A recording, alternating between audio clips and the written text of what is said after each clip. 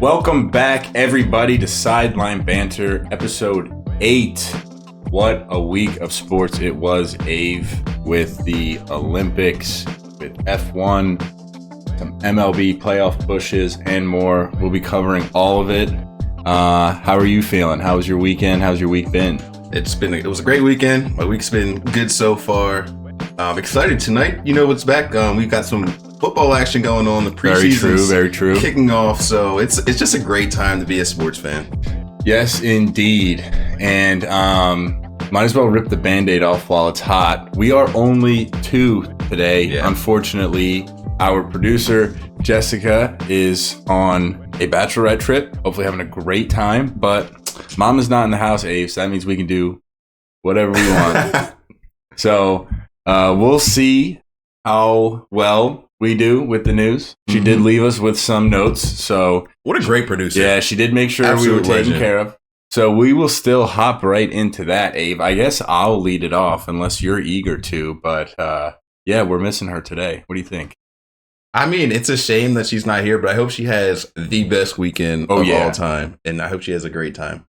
So miss you, Jessica. Miss you, Jessica, definitely, for sure. Here goes the news. First thing she had for us, and I don't know if you caught this. I did actually get a chance to see a video, but Justin Fields and Russell Wilson get into quite the tussle. I mean, from what I saw, pretty straightforward fight. I have some details to share, but before I do, what did you think of that, if you knew about it? No, I have not seen this at all. Was it a verbal altercation or was it like physical, like pushing, shoving? Yeah, so I saw it and I honestly didn't believe that it was the two of them. Yeah. I just thought like a scuffle at Steelers camp, but apparently I can't, like, the story's so ridiculous, I can't believe it to be true. So maybe one of us should I wish Jessica was here to look this up for us. Give us all the facts that we need right now. But I think Justin Fields like made a nice pass or something, and then he was like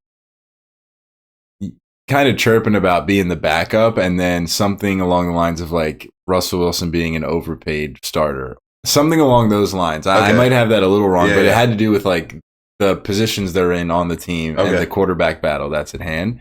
And then I'll be honest, I couldn't really tell that it was those two, but like it was like serious. And then the whole team jumped in and like there was a serious fight. So helmets on or helmets off for this altercation? Because I want to see if we can get a good lip reading of whatever. No, I think it was helmets on because it was pads. It was a pads drill, and it was like so fast that people like weren't taking their helmets. It's not like they were chirping each other. And then I watched it twice. I was working though, so So, like, were the players quick to... Yeah, it was pretty immediate. The situation? So this must have been something that, you know, happened in the locker room, like, before practice. It must have been bubbling up if people were jumping in that quickly. Yeah, that's possible. I mean, I wouldn't say they jumped in and de-escalated it quickly, but they jumped in. Like, there was, like, a lot of pushing and shoving. Yeah. So, I don't know. I guess we'll have to pull up a video and we'll definitely need to pull up that video. It's so interesting. But let's just assume it's true. Yeah. And let's just assume Justin Fields said something and Russell Wilson acted physically or said something back and then Justin Fields acted physically, whatever it was. That's not great for the Steelers. It's not great. And Tomlin's a serious no nonsense dude. guy for sure. It's interesting because both of these guys are new to the Pittsburgh Steelers. So nobody has the locker room, I would say, at this given time. I mean, you have Russ, who's obviously a Super Bowl champion, but he hasn't done that with Pittsburgh. These are both new guys to that team. Yeah, so where's the locker room? Who's got their back? Exactly. That's a great point. And I think maybe from Tomlin's position or the GM's position or wherever you want to see it from, I think most people would say Russell Wilson is the starter. Yeah. I think they may have even said that publicly and that Justin Fields is the backup. But to your point, Russell Wilson's never done anything for the Steelers. So that locker room, there's potential that people are in there and feel that Justin Fields should be the starter. I mean, we're not watching their practices all the time. And that's certainly possible because I think people do get a little bit lost in the whole professionalism or like storytelling of what professional sports is. But like at the end of the day, they're just humans. And like we remember being in a locker room and thinking, I should start or that guy should start and this guy shouldn't. And like why would it be any different at the professional level? Yeah. So like and especially with contracts involved, it's like, oh, you have to start the guy you're paying $9 million to, not the guy you're paying $500K. He's a Super Bowl champion as well. Yeah, so I mean, I said 9. I don't know why, but like linebacker went in my head. But Wilson's making probably 40. I don't know. Yeah, probably something crazy. So, but anyway, yeah. So pretty tumultuous start to the preseason for the Steelers. 2 new quarterbacks that are fighting literally with each other. Yeah, HBO would have loved to have them on Hard Knocks. The content would have been unreal. Yeah, so they have the Giants. There's not much exciting, I don't think, in the offseason. They're not expected to be that from great. elite neighbors, but I'm not even. With this game. He's just an LSU receiver. Okay. I mean, he's good. I think it went Harrison and then him and then Rome Odunze. Okay, I think he was the pick before Rome Odunze. So, but yeah, other than that, I don't know what's exciting about the Giants. Sorry to any Giants fans. Let us know. I'm in the dark about the Giants this offseason. I have no clue what's going on. I know we got Saquon. That's pretty cool. That's pretty great. Yeah, but anyway, anything more to add on the Steelers scuffle? No, it's just interesting to see how that pans out. I'll definitely be on like Twitter, like everything, reading about this situation because it's very early in the preseason. Russ, I think, is established as he's going to be their starter, but I mean, if Fields is making plays, it's going to be a short leash for Russell Wilson, even though he's a Super Bowl champion. Pittsburgh does not play games. I mean, and like we said, he doesn't have any previous affiliation with the Steelers. No. So other than the contract, hey, if we think Fields is going to win for us, that's who we want. And Tomlin's never had a losing season, so he'll be not going to start now. Yeah. All right, cool. Well, we might dive into football. I think we might dive into football later too. Yeah. But that was kind of a hot start from Jessica. She tries to avoid the agenda, but that's like a particular thing. So that was cool. Next, we definitely have a ton about, but in general, the Olympic medal leaders and totals for country. Mm-hmm. I'm assuming that she would have had this pulled up.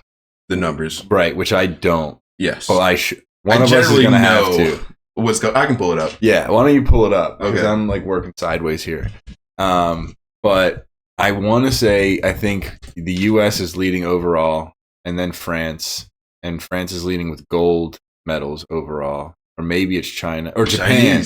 Japan. The Chinese have taken over in terms of... Yeah, why don't you run through it instead of me just sitting here guessing about it? I don't like how this is ordered, though. Let me find a new page. Oh, I guess they're going by points nowadays. Oh, really? Maybe that's because the U.S. is first with the amount of medals, so that's the way we show it on TV over here all the time. Well, no, it was like that before, but now it's changed, or, I don't know. Something was updated. But the People's Republic of China... Wow. With 24 medals is in place number 1 right now. But that's because they have 11 golds. Exactly. Okay. But I didn't see it like that before. I swear it was the United States. It was just like the total medal count before. But I'm guessing it's going off of points. I feel like points is the more fair way to regulate who's having more success. Yeah. And it's also not that fair because bigger countries are sending more athletes to the Olympic Games. So it's not... But it doesn't even tell us how many points they have. Not at least what I'm looking at. Yeah. It just says that they're in first. And it looks weird because you have 24 total medals, but USA's got 37, which is 13 more than them. Yeah. So why don't you run down go ahead and let us know the top 3 and their medal count for each. Okay. So we have the People's Republic of China with 11 golds, 7 silvers, and 6 bronzes. Then we have USA, which I'm repping very hard on this episode. Yep. I've got nice shirt, nice hat. USA's got 9 golds, 15 silvers, and then 13 bronze medals. And the host nation is keeping up. They've got 27 total medals. They've got 8 golds, 11 silvers, and 8 bronze medals. Yeah, that's pretty good. And then to round out the top 5, there's Australia and Japan. But I think that seems fair as far as going by points. A lot of people will say America's in first because they have the most medals, but yeah, I mean, if 13 are bronze, well, I don't mean to belittle that either because I remember watching, and if the people won silver or bronze or God forbid didn't podium, I'd be like, oh, you suck. What an embarrassment to our country. Or what a failure I would feel bad for them and be like, what a failure you must feel like. Yeah. But like, dude, if you go to the Olympics and you bronze medal, you're proud of yourself, or you should 1000%, be. yeah. Like the only way you're not is if like I guess you're like Michael Phelps and you're like, oh, I might be out of my prime now. Mm-hmm. But like if you've already had a gold medal at any point, you should be proud. If you're just competing, you're the best person in that sport in the world. Yeah. Which is amazing. It's an amazing accomplishment. So you should be proud. The bronzes are still great. Yeah, but you're number 3. You're the 3rd best at whatever competition you're in the world. Yeah, but it is good that they weigh the golds more, so that China is in first place. Definitely. I wonder how much France auto qualifying for every sport helps them get more. I mean, I'm sure obviously it helps. Yeah.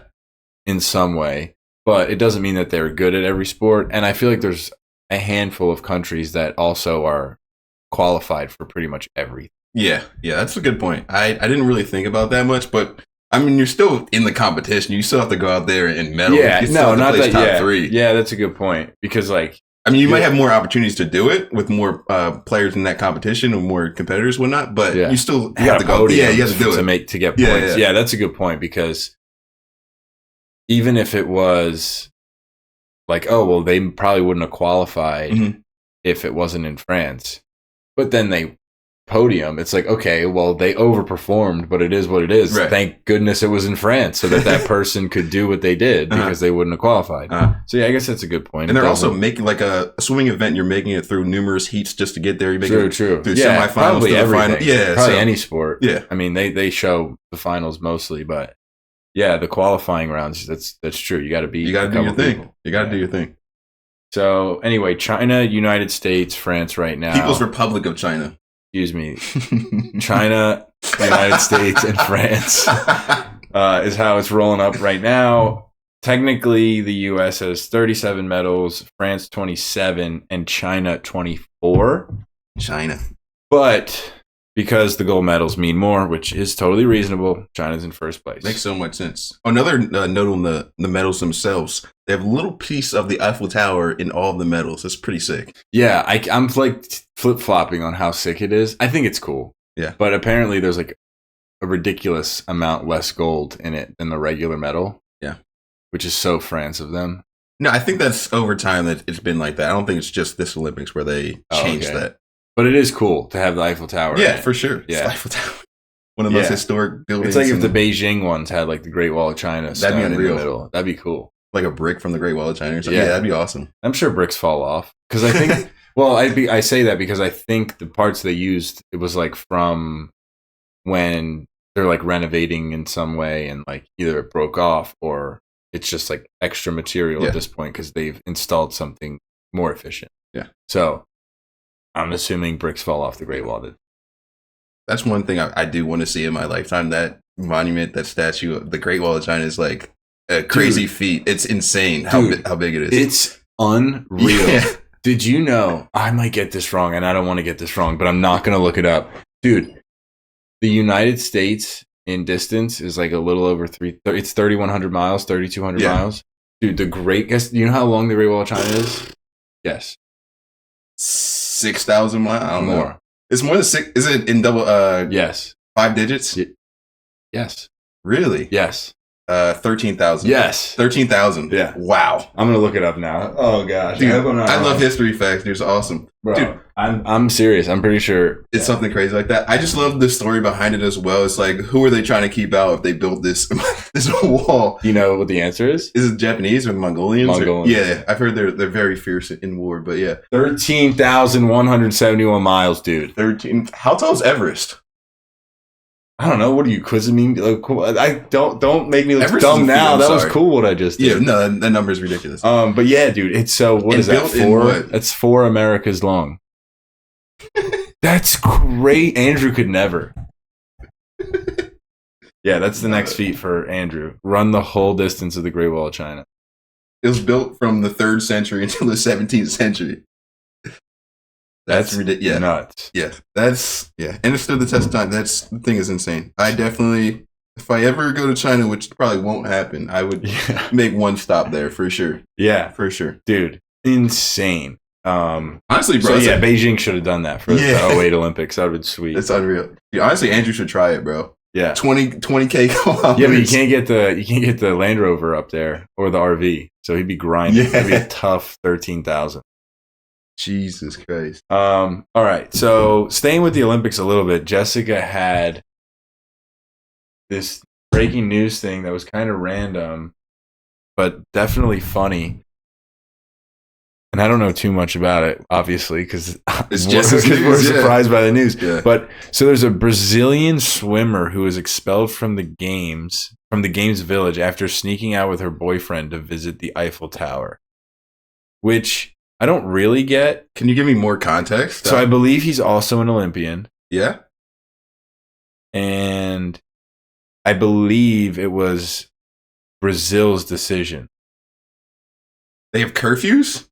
Well, yeah, they got to compete. I mean, yes, they are adults. Well, not really all of them, but they got to compete the next day. So there's definitely regulations. Like, I don't want to say in the NBA, but like in college, there's definitely curfews. I get that. But like, imagine you spent your whole life and then another 4 years to qualify for this event, and then you get kicked out because you broke curfew. I'm with you there. I'm just saying the curfew's not foreign, but still, they get kicked off the team. Maybe. Yeah. I don't really know what their options are. And it's not an Olympic rule. It's like the Brazilian Federation. I believe, yes. Yeah, the Brazilian Olympic Committee said, hey, we need Jessica. You broke the rules, so we're not allowing you to participate in the Olympic Games, which we just spent so much money to bring you here. Yeah, and he's a surfer, I think I'm seeing. Wait, so how could they be? Yeah, I was about to say, the surfers are in like Tahiti. Well, I think she's maybe doing, I don't know. It's interesting. This is, I don't understand. Yeah, okay.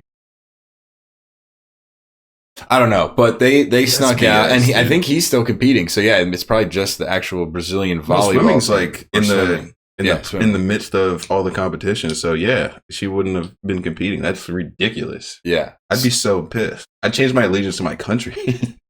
Well, yeah, but if you were a coach and you found out that your swimmer who was supposed to swim the next day was out at like 2 a.m. at the Eiffel Tower, probably getting funky with her boyfriend. Yeah. I'd be pissed. I wouldn't kick her off the team, though. Like, I don't think I would, because then, unless she was like the third of 3 competitors, and it was like, who cares? I got to prove a point, but it's only so often the coach gets to go to the Olympics with talented players. Yeah. So, I mean. No, I get it. Like, there's rules, you have to follow the rules, but like. People do that. That was like the smallest thing, like breaking curfew is not like the biggest transgression you can commit. And that definitely happens. Like when I went to Taiwan and I did the collegiate Olympic thing, we had players out and about all the time. Yeah. We had to bring our passes, so we had to sign in and out. But so there might have been like a record, but our coaches never looked at that. So yeah, I don't know. Yeah, I don't know how you get kicked off a team. I don't get that. It's got to be. I feel like it's got to be more than that. Maybe like this is a past history of doing things, with not the team on their mind or something. Like this can't be their first transgression to say the Olympic Games. We're not. You're off the team. Yeah, I don't know any more about it, and everything I'm clicking is like subscribe to our newsletter, and I'm like no. So that's all the people are going to get for that. But that seems weird based on what we do know. I have one more thing for the news, Abe, but I think it's NFL related. I'm just going to lump it into when we talk through the NFL. It's good with me. So was there any news that you wanted to bring up? That was what Jessica had for us. I'm good. I'll save it for my little 2-minute drill. Okay. Yeah. Alrighty. So with that, Abe, we're going to open up with what we were just talking about, except we're going to go more in depth about performance and opinions about things. Yeah. And that's going to be the Olympics. For sure. I'm actually going to let you lead off because you all week wouldn't stop talking about how excited you were about the Olympics. So you go ahead and I'll just ride the wave. So I'll just say this first and foremost. ESPN is the only channel that I really, really ever watch. I have not really watched ESPN at all this week. It's been on NBC, it's been on Peacock. I've been just watching the Olympic Games all week. Like it's been an incredible run. I'm excited to keep it going for the next week or two. But it's been great. Have you experienced the same as me? Have you just been locked in? Yeah. I mean, I'm coming home from work, throwing it on, and then even if I'm doing things around the house, it's on the TV all the time. Yeah.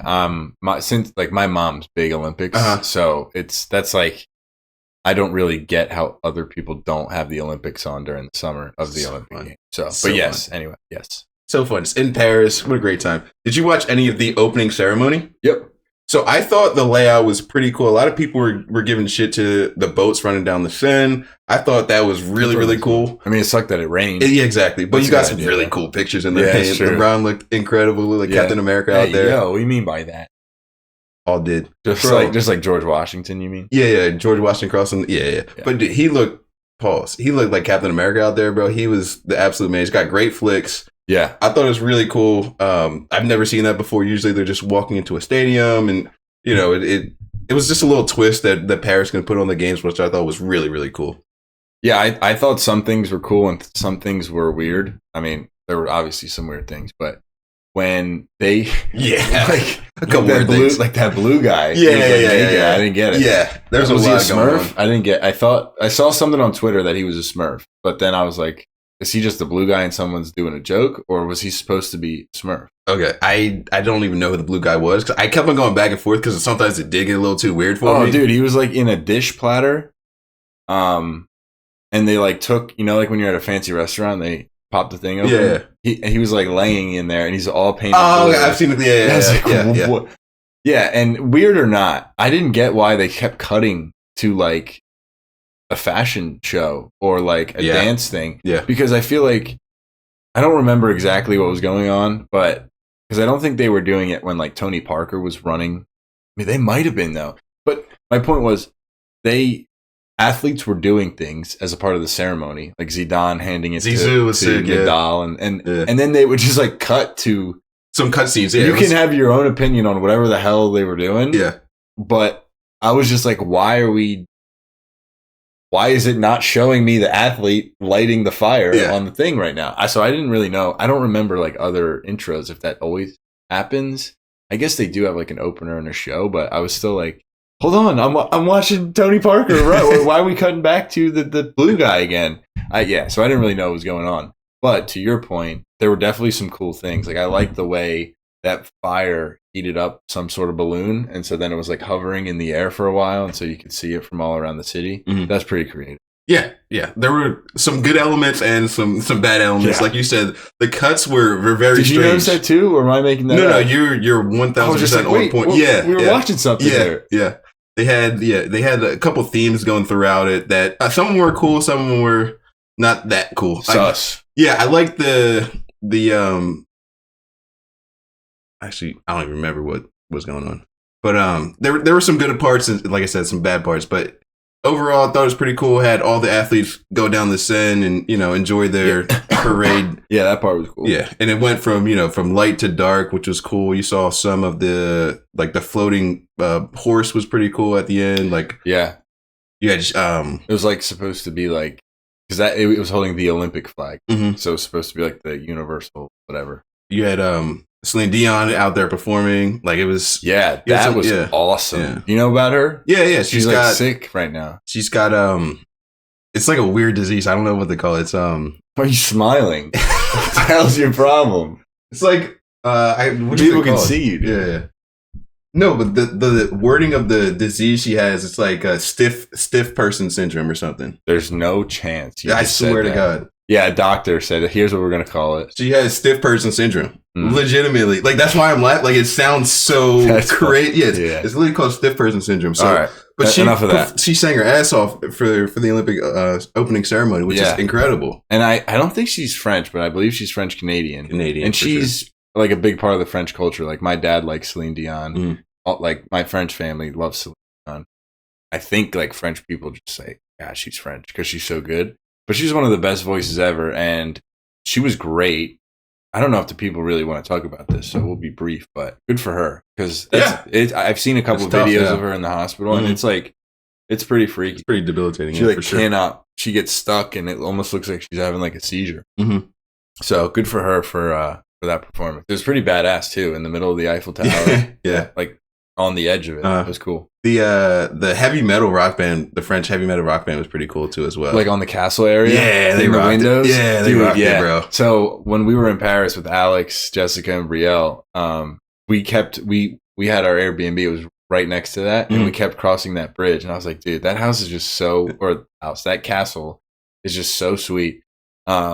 I always think about Call of Duty, first of all, when I pass it. But then, like, legitimately, you can see, like, the small windows where clearly the arrow people, like the archers, where the archers were. Yeah. It's a very, very cool building, and it's so big. But yeah, that Rock Band was killed sweet. it. Yeah, they absolutely destroyed the set. Yeah. All right. Well, probably enough about the ceremony. Let's get into some performance stuff. Abe, you sure? Yeah, I think so. What did you think about the U.S. basketball team so far? I believe they had a game today. Yesterday they played South Sudan. Okay. They look a hell of a lot better than they did in the warm-ups. Oh my gosh, it's like night and day. They actually beat Serbia pretty handily in the warm-ups, and they did again in the Olympic Games. But yeah, they're looking back on track. They've got Easy Money Sniper back. They've got I'm going to say all of his nicknames out there. They've got the Durantula, KD. This guy is Slim Reaper. He's the best scorer that I've ever seen in my life. He just does it so effortlessly. It's ridiculous how good and how efficient he is of a scorer. He's literally a killer out there. Yeah, for the people that don't know, why don't you explain exactly what happened in that first game to make you bring him up first? For sure. So this guy, he got kicked out of the playoffs pretty early, and he came into this USA training camp. He was injured. He didn't practice, didn't play basically up until the last week before the Olympics. So none of the warm-up games, Kevin Durant played 1 minute. He was out there, maybe get a couple shots up, but he was been hurt for a long, long time. And he comes into the Olympic Games in like midway through the first quarter. It's a pretty close game at this point. And he lights the game on fire. He goes 7 for 7 in the first half, scores like 19 points. And it was just insane. Like, this guy hasn't played competitive basketball in 4.5 months. And he just steps onto the court, Olympic level game against Serbia, who's top 5 in the world. I believe he ended at 100% as well. I don't think he did miss one shot. He did? Yeah, he did. It was a bad shot. Someone gave him a grenade and he had to put it up. And he did miss one shot. Really? Yeah. I could have sworn I saw something more than 7 for 7, though. I thought I at least saw 8 for 8. He might have hit a shot in the second half as well. Before he missed? Yeah. Oh, okay. Yeah. So he lit it up. And then LeBron also played very well in that game. Almost a triple-double. Yeah. Really 21 and then a decent amount. KD stole the show because of, I think he shot in the 90%. Without playing for months. This is ridiculous, bro. Yeah. And then, but there's a third little twist to that game, if I remember correctly, and that's that Jason Tatum didn't play. Not 1 second. Minute. Not 1 second. You're right. And, it's a very talented team. Yeah. So there's someone who's not going to play, I guess, at some point. But how weird is it that he just won the finals and is the best player on that team? Definitely the best player, but Jaylen Brown outperformed him. Yeah, and he's the best player on the championship winning team of a couple of months ago, and he's not playing now. And not only that, the fourth. 2 other players are on his team and are playing for Team USA and making an impact. Yeah. And they, by the way, they're the 3rd and 4th best players, not the 2nd. Because Jaylen Brown's at home. He's not even on the team. But Drew Holiday and Derek White are both playing for Team USA and getting minutes. So what's up with that? Talk to me about it. It was just a weird substitution patterns. I think Steve Kerr, he tried to play it off, but he was saying, KD came back. Like, it's Kevin Durant. You know who I am. He was coming back and you had to play KD. But these guys, when you're talking about Drew Holiday, you're talking about Derek White, they bring something different to the team. Obviously, Jason Tatum, he can play defense. He's a great basketball player, but he's ultimately a scorer. Exactly. Which we have plenty of. Yeah. That's what it really boils down to. But I mean, he should have got in the game. I mean, Steve Curry's got to make note of that. Like, he's one of the best players in the world. Yeah. But it was just one of the things that just happened. You've got so much talent. You're trying to win the game, and it just happened that way. Yeah, that seems reasonable, but. Okay, fair enough. I think, like I said, that seems reasonable. But what about then? Because I don't think you're going to answer the same way. What's the answer for Embiid then in the next game who played 0 seconds? So this is going back to what I said in a previous episode. I think against the smaller teams with less size, he just doesn't have the quickness. Like, he's still not fully healthy, I would say. He doesn't have, the footwork to be out there and running up and down the court with these smaller teams. So I really wouldn't play him in these games where you're not playing against a traditional big man like a Jokic or like a Rudy Gobert type of player. Even though you think that's an MVP, which so is to crazy. me that almost feels like a luxury though. Like the Sixers wouldn't make that decision. They can't because we don't have the depth. Yeah. But when you're Team USA and you're like, well, let's just match up and dominate, you might as well do it that way. Yeah. Okay. You play with your chess pieces that you have. Yeah, because you were saying that, and I was like, yeah, but isn't it like a problem that Joel Embiid can't play against smaller players? And like the answer is yes. If that was in the NBA season, right. and we were saying this, we have to put them on the bench if they're running 5 smalls. Yeah. But this is not the NBA. This is the Olympics, and the other, how many roster do they have? They have 12. So the other 11 players are roughly as good as him.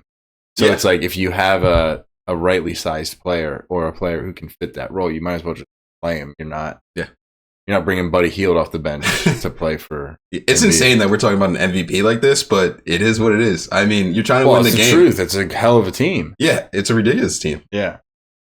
I think the Australian head coach of the men's basketball team was saying this team is better than the Dream Team in terms of just like the team we have now. Yeah, in terms of the way that basketball is now, like their skill level is ridiculous. I don't know if I agree with it, but like he was just saying, like, the game evolves, and these guys are part of the evolution. They can do so much more. Yeah, it's always so weird to compare like the legends to the current, but we know for a fact that a good chunk of these guys are going to be legends. Like, I don't know how much people will talk about Drew Holiday and Derek White. 2-time champion. No, I mean, I love Drew Holiday. Yeah. I'm just saying, are we going to talk about Drew Holiday the way we talk about Chris Mullin? No. I don't think right now. I don't feel like Chris Mullin had a necessarily spectacular career, but we're sitting here right now talking about he had a Hall of Fame career. Yes, but so does Drew Holiday. You think Drew Holiday right now is a Hall of Famer? 2-time champ. I don't think multiple defensive. I love Drew Holiday, but I don't think he's a Hall of Famer. Yeah, I guess you're right.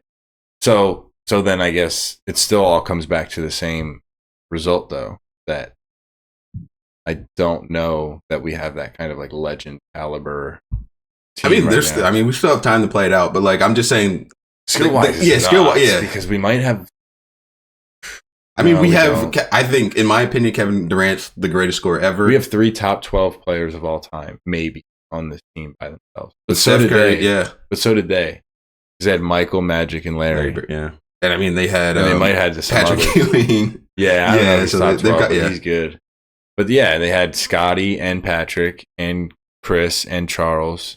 Oh, Charles Barkley, yeah. Charles Barkley probably the 4th best player. And I think they had David Robinson. I wouldn't say yes. Multiple-time MVP. The only player that's... He's still in the Hall of Fame, I believe. And they could have had Isaiah Thomas. Yeah, they could have had Isaiah, but there's a guy from Duke that made the... Christian Laettner. I don't think he's in the Hall of Fame for NBA, but for college, I think he's in. Yeah, he's a phenomenal college player. So, like, they had 12 Hall of Famers, which I don't think this team will match. Even if Derek White has a really good career from here on out, I don't think he'll be a Hall of Famer. Or, like... I mean, Tyrese Halliburton's pretty young, so, I mean... Is Anthony Davis a Hall of Famer? I think so.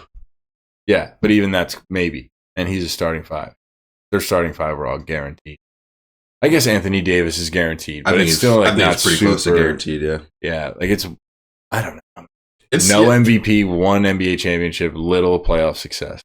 He's got a champion. Yeah. So Drew Holiday has 2. Yeah, but he was more of a scorer. I mean, he's like one of the best defensive players in NBA history.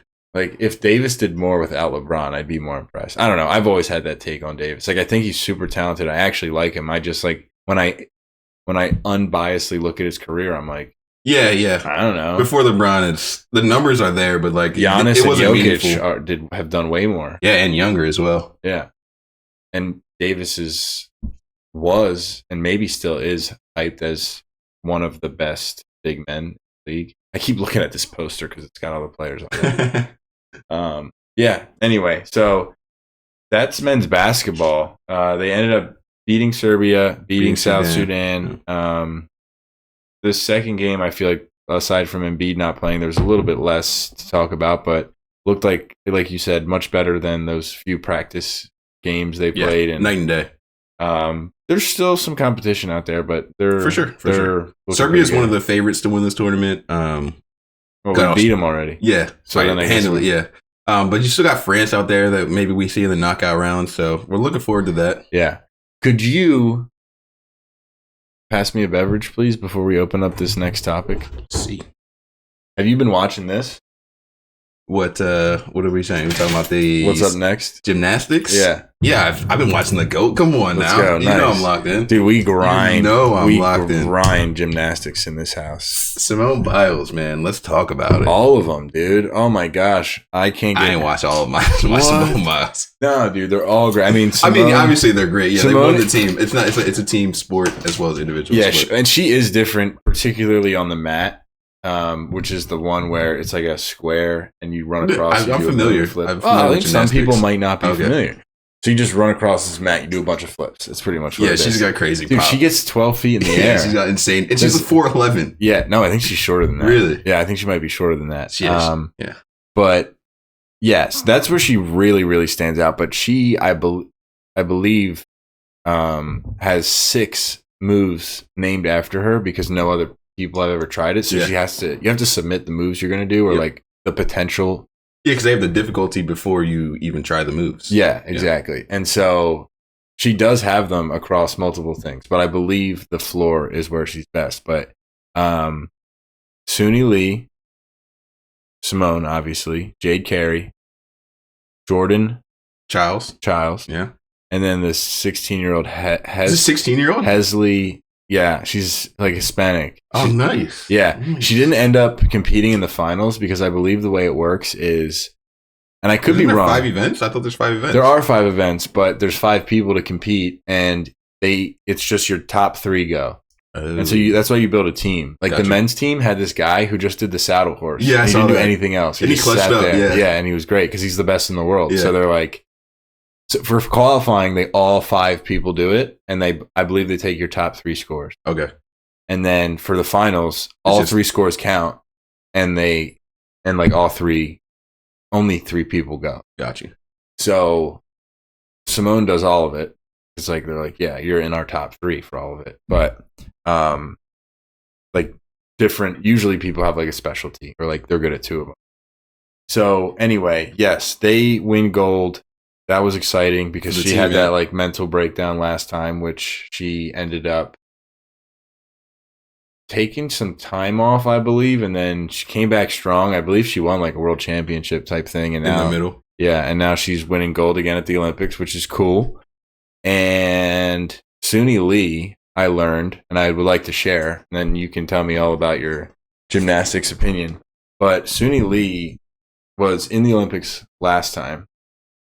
Simone Biles went out because of I don't even know what to call it. I forget, but she had to leave the competition, and Suni Lee ended up winning gold, and she was only 18. As an individual, she won gold. Yeah, she won the all-around gold, which I believe Simone won this time. So anyway, she then goes to Auburn and begins to have a great career, which I always think is so funny because like, oh, she's back for her second Olympics. She just graduated college. I'm like, what? But anyway, so now she's 22, but she had a kidney illness, and dude, she got like her whole body blew up, like not a little bit. Like if you saw her and did not know who she was, you would be like, wow, that's a fat woman. Yeah, like not a gymnast. Like that is an unhealthy person. She's from San Antonio, like Charles Barkley would say. Yes, yes, exactly. Like very large. Yeah. And she stopped competing, but like there's pictures of her. And if Suni Lee, you're listening to this, she put on a fat suit, bro. She was tricking y'all. This is a good story. I know it started out rough so far. This is a good story. Anyway, she's watching, and then she eventually has the strength or like gets to a point where she can start training again and loses all the weight, gets right back into form, and then obviously we just saw wins an Olympic gold for her team. Yeah. I don't know what she ended up in the all-around thing. In the all-around, she was 3rd. So wins a bronze for herself and then a gold with the team. So I just thought that was awesome. I was like, what? That's sick. Because you only see someone like me only sees her every 4 years. Right. So for me, I saw her in 2020 2021. Yeah. And I was like, oh, Suni Lee. She'll be back. Yeah. And now I see her now, and I'm like, you look slightly older, and that's it. And you're still very good. Yeah. But they showed that clip. I was like, wow, what a story. That's pretty. I mean, dude, I gotta watch that. You wouldn't believe. Yeah. Like, I know I'm trying to explain it. Yeah. You would be like, holy shit. I can't believe that's Suni Lee. That's awesome. Yeah. That's crazy. There's so many great stories within these Olympics that you haven't heard about. And that's why I love these games when they come around every 4 years. Like, I would have never known if you didn't tell me that, but like, this is awesome. Like, perseverance is sick. And I love that sports gives you a window to do that. And it's just great. Yeah. Yeah, and gymnastics is always cool to watch too, because it's like very niche, or at least from where I'm from. Yeah. Well, we're from the same place, but like my family too. Like I'd never thought for a second about doing gymnastics, or like people I knew didn't do gymnastics either. Like, so you watch them, and it's like, whoa, that's different. Like, I don't know. I never played football, but I watch football, and physically in my head, I can be like, all right, yeah, I can theoretically play this or that position and do okay. But gymnastics, I'm like, who even thought about this one? How does that, like the horseback saddle bar thing when they're spinning around? I'm like, that just is hard. That doesn't that's just super hard. I don't know who decided to compete. The strength of the muscles that you need to do that stuff is crazy. And they're like spinning and doing the craziest stuff, and I'm like in awe. And then the ref was like, "Oh, there's gonna be a 0.3 deduction there." And I'm like, "Wait, what, huh? I didn't see anything." I saw somebody's tweet. It's like, "Yeah, I'm watching gymnastics, and like everything I see looks incredible." And then like I go to the comments or like the commentary on the event. It's like, "Oh, she messed up here." Blah blah blah. It's like, where? Yeah, it'd be like, "Oh, her knee bent slightly." I was like, "Okay, all right, whatever." But did you see how high she was, though? Yeah. Well, that's the thing. Simone Biles, you'll see her like shrug her shoulders because she can step out. Literally, she can afford to step out of bounds because her tricks are so much more difficult. So when I believe if you step out on the, it's usually, from what I'm noticing, a 0.1 or a 0.3 deduction. I know for the box flipping, Jessica would know what it's called. The floor mat. There's like the white box and then the blue around it. If one foot goes out, it's a 0.1 deduction. If two, it's a 0.3 deduction. Yeah. So that's why for her, she's like, oh, I'm just going to go for it. Yeah. It'll be a 0.1 deduction. I'm still going to score higher. My difficulty level is so high that it's worth it. So that's why she'll be like, she'll shrug her shoulders. And the commentators go nuts. Like, oh, there she goes, shrugging her shoulders. She's so cool. I love her. And I'm like, yeah, I mean, that is kind of cool and badass, but it's actually reasonable. Like, it's actually worth her taking that extra step. As a big fan of, I want to shout out Simone again. As a big fan of jewelry, she's got this blinged out goat pendant. Oh, yeah. It looks so sick when she's wearing her medal.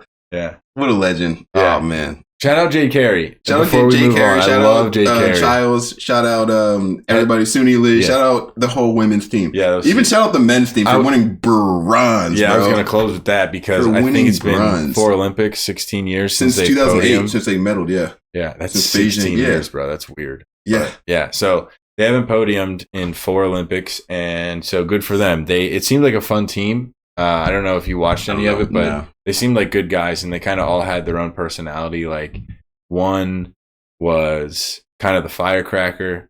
The other guy who does the horse thing was the nerd. One dude was like very stoic and always calm, kind of the captain-ish. And one dude was like the cool guy who he's like a social media type of dude. Okay. And like, I think the girls like him and stuff. And I forget what the fifth was, but like they had a whole commercial about it. That's why I don't know them that well, but yeah. So shout out to them because first podium in a long time. Incredible. Yeah, let's go. It was USA, man. It was a cool team to watch. You brought up social media. I want to go back to the women's gymnastics team again. Yeah. But they posted the TikTok of Kanye West. Yeah, that was sick. That was so awesome. Yeah. People want to know what I would have do done if I didn't win. I guess we'll never know. Yeah, that was cool. Yeah. Well, I don't know if you saw this, but when Simone, like they handed her the gold, she like ran over to the rest of the girls and she went to Suni Lee and I want to do a TikTok. And she was like, yeah, I want to do Suni goes, I want to do, I don't know TikTok that well, something. And then Simone said, I want to do the Kanye one. I want to do the Kanye US one. So that was cool. Yeah. They had another good moment for the individuals. I believe it was Suni Lee, but after the scores were announced, because the judging works, like the scores, they do their whatever event they're in or whatever gymnastics event they're in, they'll do that, and then the scores come in a little bit later, so you don't really find out until like minutes, like 30 seconds or so after. Yeah. So I think Simone might have went last or whatnot, so she was getting her score, so she was waiting. But after that, when they announced everything, they ran around the square mat. I don't know, what is the floor routine mat with the USA flag together. It's really nice. Cool. Yeah. Cool. Yeah, because 4 out of 5 of them were there last time. All right, cool. Enough gymnastics. Men's street skateboarding. Oh no, there's stuff before that. I'm silly. I want to talk about skateboarding. I was hyped. My boy. Yeah, we can do that. Let's just make sure. I guess we go back to the top. A couple of my boys were out there doing their thing. I don't know Jagger. I don't know Jagger either. Jagger Eden, but he's an American. You like Yuto? Yeah, Yuto's unbelievable. So skateboarding, street skateboarding was just added for the Tokyo Olympics, and Yuto's from Japan. Okay. And he actually took home the gold in 2020. Nice. And he ran it back again this year in 2024. I love Japan, dude. I don't know what's dude, Yuto is I watch his clips on YouTube, bro. Unbelievable. He's like better than the competition for sure. Yeah, and he's younger as well. He's great. He's got his own shoe with he's got his own dunks that are sick. Really? I thought about buying them. I think there was a girl that at least podiumed in her branded shoe. Really? She's only 16. That's awesome. But yeah, Yuto, if you ever see like any of his clips, he's unreal. Yuto Origome, for those who don't know. He's sick. And like on his last trick, he actually won the event, which is pretty cool. It went down to the wire. So street skating, that's like a few minutes to do a few tricks. So there's 5 different events. And like your score carries over, like they're cumulative. So there's like a best trick one, and then exactly. I can't name you everything that's going on. Yeah. But Scheckler was on the commentary, which is pretty cool. It's a pretty new sport to the Olympics, so it was Jessica loves Ryan Scheckler. Every girl did. Yeah, how could you not? Yeah. But yeah, he was on the commentary. He did his thing. And then the boy, Nigel Houston, God, that's definitely my favorite skateboarder of all time. Yeah, Nigel Houston. Ever since he had the dreads, dude, that's the kid. Like he was so good, so young, and he's to be doing this. He's like a little bit older than us, I want to say, but he's a little older, ridiculously good at skateboarding. And dude, he was just so cool forever, bro. I remember when I used to skate like at Woodward, and I really liked Chris Cole. Tom, I don't even remember the dude's name. Tom Aston, yeah. Who was the street guy who's the best? Rodney Mullen. Rodney Mullen's a GOAT. Yeah, for sure. And then Nigel Houston. And the dreads were so tough. So sick, bro. Yeah. Dude, I just remember him being so young. P-Rod's cool too. P-Rod's great. P-Rod's amazing. Remember him being so young and the tricks that he was pulling off at such a young age, and like the daring. Like he was so he just didn't care. Like, I love that he's still doing it, and I kind of love that he's competing like this too, because the skateboard scene is kind of like rebellious in a sense where there's no like true competition unless you choose to join them, but like there are very proud skaters who don't go to the X Games. They just skate and they put it on YouTube and they're like, everyone knows. It's like a hobby. Like I don't want to say Chris Cole's never done the X Games, but he might not have some of the best ones ever. But I like that Nigel Houston is more than successful, has been famous since he was 12 years old. Probably younger than that. Yeah, younger than that. And still, he likes competing in things like this. And it's cool because, I don't know, it kind of legitimizes you a little bit. But it does. Yeah, it's I've always liked Nigel. He still seems like he's a good guy. And I enjoy watching the skateboarding. And he was on his road to redemption, so he didn't medal or podium in the 2021 Olympics. He competed in that. I think he was hurt. And he also, I think, tore his ACL in the years between the 2021 and 24. So he came back from an injury and, podiumed. He got a bronze medal, which is, it's still sick. Like, it's a bronze medal. Yeah. He podiumed I want to say, like you said, they started this in the 2020 Olympics. I feel like he was out of his prime for a skater at that point. Like, the people he's competing with are super young. Yeah. And there's a reason why we're saying he was so great when he was so young. It's because that's kind of how it is. You don't have a wife and kids at home. You're doing whatever 360 flips off set of stairs into a grind if you need to. But there's, first like that. Legitimately, it's probably something subconscious, but also just like for whatever reason. I mean, he's probably 29, 30 years old. So the knees aren't the same, it stinks. Bro. It stinks that that's how it happened. But yeah, it didn't used to be in the Olympics. Now he's out of his prime. So yeah, good for him for medaling. Cause He's still unbelievable. Oh, though. yeah, he's great. I follow him on Instagram. It's one of my best But followers. imagine if 18-year-old Nyjah Houston was he'd win everything. competing. I mean, he could still win everything. Like I said, it went down to his last trick. He didn't make his last trick, and he was the last skateboarder. But he just didn't complete his last trick. But he had a chance to win the gold, but it was close. It was close. It slipped out of his hands at the last moment, but it was a great competition. It was really, really fun to watch. I don't know if you watched any of it, but I watched a little bit. Okay. Yeah, I didn't see who ended up winning. Yuto Horigami from Japan. He's a legend. You should watch his clips. I'll send you some because he's really, really good. Yeah, I'll watch. All right, I'm gonna try to keep it to this to what's most relevant because you have some random things in here. Which I do. Yeah, they seem funny, and I'm happy to talk about. But for those who really want to hear about the Olympics, I think probably the next most important thing is the swimming. Yeah.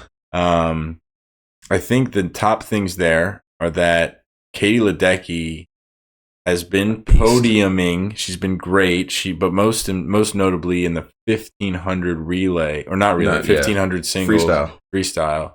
She won by a half a lap or half. It's like half a minute. Almost. It's incredible, and that actually put her. She now owns the top 20 all-time 1500 meter swimming race times, which is incredible. Well, incredible. Not liking her is incredible. Yeah, she's the most accomplished women swimmer of all time. Mm-hmm. I think she's got 13 medals now total, which is ridiculous. I mean, Michael Phelps makes everybody look bad, but 13 medals is crazy. It is crazy, bro. Yeah, and actually, I was watching I watched all of them, but the shorter races were earlier on. And there's this Canadian named Summer.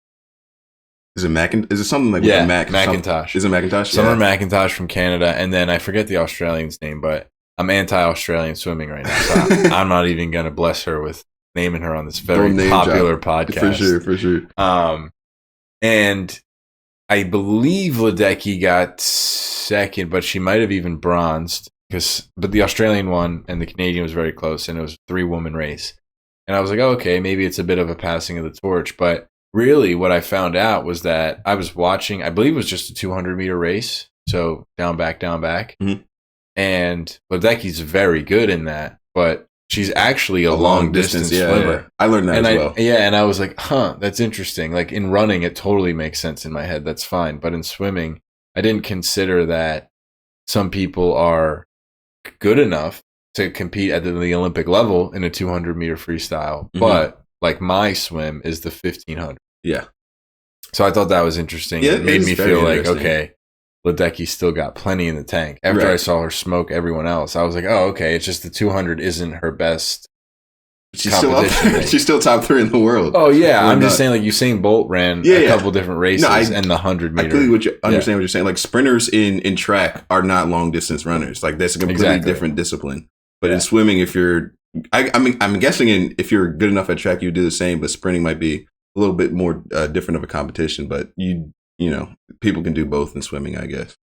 But yeah, Ledecky that's on the women's side, definitely who I was looking out for in this Olympics because of her past Olympics performance, and she's done well. She's done very, very well this year. Did you see? You want to big Caleb up Dressler? I haven't. So I was just hyped about the. They won what, silver? I'm not. So I remember the 4x1, I believe, on the second day of the Olympics. There was a relay and the men's won gold, and then I kind of fell off from the men swimming on the U.S. side. Has Dressel been performing that well this summer? What other events is he in? I don't think he.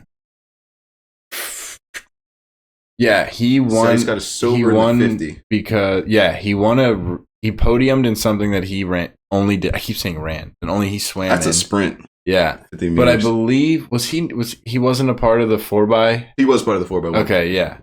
So, yeah, he has 2 medals from so he's got a gold and a silver. I think he's got 9 total now. 8 or 9 total. Wow. Uh-huh. Nice. Yeah, he's a name that's been around for a decent while. Was he... So, he was probably in the 20... in Rio, he was probably there as well. Dressel. Ooh, I don't know. Yeah. So definitely Tokyo, but Rio was crazy. Remember the Ryan Lochte story? Yeah. Yeah. He was nice, though. He was nice, but why did he do that? I don't know. Jesse Smollett himself. Crazy. That was crazy times. But yeah, Caleb Driscoll's got. He said he's up to 9 medals total, which is pretty cool. But yeah, do you want to talk about your countryman, your fellow countryman, who's absolutely dominating the scenes? Yeah, that's in probably, his home. that's probably the last thing we need to discuss as far as swimming's concerned. But yeah, my boy Léon Marchand, or Leon Marchand, as we've been hearing it, he has been absolutely cooking. He broke the world record in his world record. Well, no, that's not true. He broke the world record in the 400 medley 2 years ago, and in the World Championships. And Michael Phelps came down from commentating and handed him the gold medal, which I thought was awesome. But he broke the Olympic record. His world record technically still stands, but he broke the Olympic record this time in the medley. But then also, did France win gold? So he's got 3 golds. I don't know. He's got 3 solo golds? Yeah, he's got 3 solo golds this year. Yeah, I don't know if France podiumed as a group, but I would imagine he's got to be on that team somewhere. But yeah, he's young. He's breaking Phelps records, and he has Phelps' coach, who said he's the best athlete he's ever seen underwater. Yes, he's won, and this is cool. So he won France's first gold in swimming. Oh, wow. All time, like both men's and women's, and he did it in front of French fans. Yeah. He's in Paris swimming, which is unreal. What was I going to say, though? Leon Marchand. It might come back to me later. Something about the team? No, it wasn't anything about it. It was just Leon Marchand in particular. I got this. Yeah. So his latest race, it might have been today or yesterday, but Michael Phelps is in the studio with Mike Tirico. So he's just doing commentate, like analyzing. He's not in the arena commentating on the swimming event itself, but like he's in like the green room just watching the event, and he's cheering Leon Marchand on like full time, like he's going into it, like he's super hype about it. Yeah. It was just so cool to see. Like that's Michael Phelps. But ironically, I think there might have been an American in second or third in a couple of those races. It was a bit awkward. Yeah, but a little bit. He knows him well. Yeah, he probably. Yeah, I mean, his coaches talked to him. And he was out in front. Like, it wasn't really that close. Yeah, but this guy is incredible. He's very, very young, so he's got many more Olympics, many more world championships in front of him. So I'm excited to see what he can do, how many medals he can acquire in his time in swimming. Yeah, me too. All right, these next couple I think we can get through quickly, or at least I hope so. I have no clue what this is about, but I can't keep reading it and not bring it up. Yeah, you wrote down here, unless I'm reading it wrong, North Korea versus China. Table tennis. It was just a great match. There's this one rally that just like the quickness and the sharpness. So it was split. So it was men and women. I can't believe North Korea can compete. Yeah, dude, they're legit, bro. Kim Jong sent the best. He sent the best. He probably going to tell his people that they won as well, which is hilarious. No matter what happens. Yeah, it's so funny. We defeated everyone. Everybody, bro. Yeah, and he sent every single athlete and every single racer, every single competition. We sent a ping pong. We only sent like 10 people total. They played all the sports. They won soccer. They won swimming. Everything. We're the best. Yeah, dude. But yeah, there was this one rally in particular. It was between the Chinese and the North Koreans that just went so hard. Like table tennis, bro. It was so awesome to see. They're so quick with it. It doesn't make any like I play table tennis like for fun, but these guys are the best of the best, and like the way that they move is crazy. Yeah, I did not see the clip. I'm just reading this, and I'm like, what are you talking about? North Korea versus China table. It was great. That's one for the ages. I think China topped them all. Pause. Hey, yo, that's crazy. But China won? China won, yeah. China came out on top. And then on top of that, I had actually another thing to bring up from this competition. I can't believe, I have to imagine you saw it too, but the South Korean woman who had the battle pass. Gangster, bro. Yeah, she Absolute was kidded, gangster, dude. Bro. She bought all the battle passes. She was ranked up. She had the Vegeta eye thing. Did you want to hear something crazy? She didn't even win. Yes, she did. No, she didn't. She got a silver, bro. There's another South Korean that won. Oh, I'm sorry. Okay. Wait, no. Yeah. No, because there's a Turkish dude who came in second. And maybe it was men and women. Because who did you say won gold in that? I don't know her name. Another There's another South Korean that won. Oh, okay. So it's like 1 and 2. But the chick that you're talking about that this like she broke the world record. Yeah. So I'm guessing that there's a point system. They go round by round. So she had the most points in a round by anyone ever. Yeah, but it goes back to 0 for the final. Well, I mean, or she might have not scored that much in the next round or whatever. Like you can shoot like 3 rounds and you take your average score and whatnot. But like she broke the world record for shooting in a round. She put the 42, but she looked. Like, dude, she just looks like the main character. So, yeah, bro. So I misunderstood because they compared her to one of the men. Did you see the guy from Turkey? Yeah. That was awesome. Yeah. And then just straight I misunderstood glasses. because they compared them back to back and then said he won silver. So I was like, oh, well, I guess she won gold. But now that I'm thinking, that's pretty stupid. Yeah, it was another South Korean that won. But that Turkish dude, that was all he just shows up in like jeans and a t-shirt. Hands in his pocket, no gear, no sight, no glasses, no blocker for his second eye, nothing. And wins gold or silver in the Olympics. That's hilarious. And I like the other men were kidded like that woman was. Yeah. Like they have I don't know what all the eye stuff is. Like blinded for like peripheral, I guess. Just like that's what I'm assuming. That's what I'm assuming. Probably. But still, there's no way that they're all doing it. It's definitely an advantage. Yeah, there's no way that they're all doing it. And this guy's just like, nah.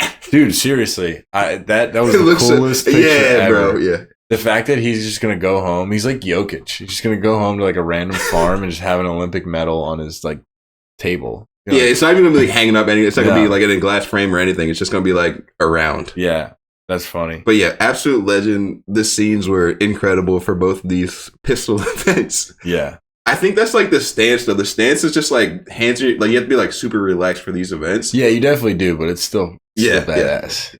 The South Korean chick has like a toy of like her daughter in her non-shooting hand, and it just like the drip is incredible. Oh really? Yeah, the drip is nice, bro. All right. Gangster. I'm almost prepared to move on from Olympics, but I know we have some more stuff, so I'll hand it over to you in a sec. The last thing I personally want to bring up is tennis, which the two major announcements for me are that Nadal and Alcaraz were booted. Americans, USA. Yeah, which I suppose is best case scenario for us because, well, for me, I wanted them to win. Full transparency. I like watching greatness succeed, but if they're going to lose, might as well be to some Americans. And then Coco Gauff out early, who was our number one, our flag bearer, our American woman flag bearer. Captain of the tennis team. Captain America flag bearer. What's the Wonder Woman? Sorry, like I don't know something. Yeah.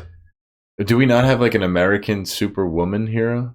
Isn't it Superwoman? Yeah. Yeah, but we don't have Captain America for women. Captain Marvel. Like whatever. I guess that's as close as we're gonna get. But that was Gauff. Very disappointing that she went out so early in the competition. You know, you would hope she would medal for us, but things happen, and she wasn't on top of her game. She's still, I think, ranked number 2 in the world. She's really young, so she's going to have future Olympics in her future. But disappointed overall that she couldn't pull through this year. Yeah, it stinks because she competes with the best of the best all the time. Mm-hmm. So, but like you said, she'll be back. So whatever. I want to say on the Nadal and Alcaraz, I saw an Instagram post, and they were like, someone asked, like, can you compare them to the NBA? It's like, show me this in NBA terms. Like, what does this mean? And then somebody was like, Shaq and Kobe. And then under that comment, someone was like, Kobe and Michael Jordan. I was like, yeah, that's probably it's kind of Kobe and Michael because Shaq was too young when they were together. Like, Nadal is kind of on his way out. But yeah, it is like if Kobe played with Michael. That's pretty good. Michael Jordan on the Wizards, though, unfortunately. Yeah. But I wish it was like... It has to be that way. Yeah, it has to be. But like, it's still two greats. If somebody was playing with LeBron, like if Kyrie... Well, no, he's too old. I mean, AE, Anthony Edwards. Yeah, if he was playing with LeBron right now. In like a duo, like a 2-on-2, Yeah. But that Instagram post made me crack up. Yeah. I want to definitely cover the U.S. women's water polo. Okay. Have you seen this? I've seen... Flavor Flav. Yeah. So they're going for their 4th straight Olympic gold this summer. Really? Yeah. So the thing is, they didn't have funding to like keep the team together. Yeah. So Flavor Flav stepped in and was like a few million. Yeah, and they're like, I'll fund you guys because you guys are great. We want to see you out there. Yeah, we want to see you out there. But like he kind of, I'm not gonna say he made it happen, but he helped make this happen. So that's why not say he made it happen. He's out there celebrating with them, and you know they all love him. But like That's crazy that we have a 3-time, defending gold medalist team, and like we don't have the funding to. This is America. What are we doing? I was upset about the story, but it's also awesome that Flavor Flav chipped in, and he's got them in Paris, which is so cool. Yeah, that's cool. That's real too, because when I was playing for France, we would travel on regular planes, but for the Olympic things, because France is so strong across the board, they provided the same amenities to all the teams. So I flew business class from Paris to Taiwan because fencing is like number 1 in the world. Yeah. Soccer was there. They're very good. Swimming was very good. So we just had others, like baseball, we were middle of the pack in that tournament. But like I said, France is pretty strong. So I got we were sitting business class. It was nice because usually when baseball travels, it's like cheapest airplane you can find at just get you there, just drop you off. Yeah. But so all the baseball players were like, damn, nice, dude. Luxury. And we were with the fencers, and they were like, oh yeah, that's what we do. Number 1 team in the world. Yeah. So yeah, that's pretty cool. So, you have soccer here. The U.S. men's did have a good bounce back game. I don't love Olympic soccer. Is that just me? No, I mean it's just young guys that you don't really know. I think you get 3 wild cards. You get 3 players that are above the age of 23. Yes. Yeah. Yeah, it's weird. So I want to kind of talk about that a little bit. So, it's not a FIFA governed or FIFA sanctioned tournament, I think. So there's a little bit of money implications into it. It's like FIFA doesn't ask the clubs to release their players, so that's why it's a U23 tournament, which is kind of interesting. I would like to see the best players play, but I mean, I'm not mad at seeing young players, get this opportunity. Oh, dude, I went to Arsenal Liverpool last night at the Link. Did you really? Yeah, it was nice. Dude, they all play. I mean, not all, but most, Mo Salah scored. Awesome. Odegaard was playing. Partey. I don't know why Partey was the next person, but Martinelli, Jesus, Gabriel, Zinchenko. Yeah, everyone was playing. Elliott for Liverpool. It was cool. It was good. Yeah. Did you see Arteta? Dude, apparently he had some facial construction surgery or something, and he looks crazy. No, I was way up there. I was in the 200s. I didn't notice. But look it up, dude. It's his face changed over the summer. Really? He was handsome though. Yeah. I don't know. I don't get it. But he had maybe it was a bad tan or something, but apparently people are saying he got plastic surgery. Yeah, maybe it was necessary plastic surgery. Maybe. Yeah. I don't know. But he looked like a different man. Yeah. There were a couple more things maybe on the docket, ladies and gentlemen, but I think it's worth moving off the Olympics. I think we covered most of the stuff. If there's anything else you want, either you can sneak it in now, save it for the 2-minute drill, whatever you want to do. I'll sneak one in the 2-minute drill, but we'll talk about it because it's the last point. All right, yeah, that's fine. Okay. Cool. So there is the Olympic wrap up. There'll still be more. Yeah. There will be plenty of Olympics as they continue. If there's any sports in particular you want us to cover, interact with us on the Spotify or Instagram, and we'll be sure to do that. There's just so much to cover in the Olympics. There's so much, Yeah, I think we got most of the... We got what I want to talk about for sure, but I mean, I can still talk about it for forever because it's fun. It comes around every 4 years, so. Yeah. But with that being said, we are going to segue into Formula One, which took place this weekend, Avery, in Belgium. Spa. Yeah, where we saw Lewis Hamilton end up taking the number 1 spot, then Oscar Piastri, and then Charles Leclerc. Now, a couple of cool things there, at least for me.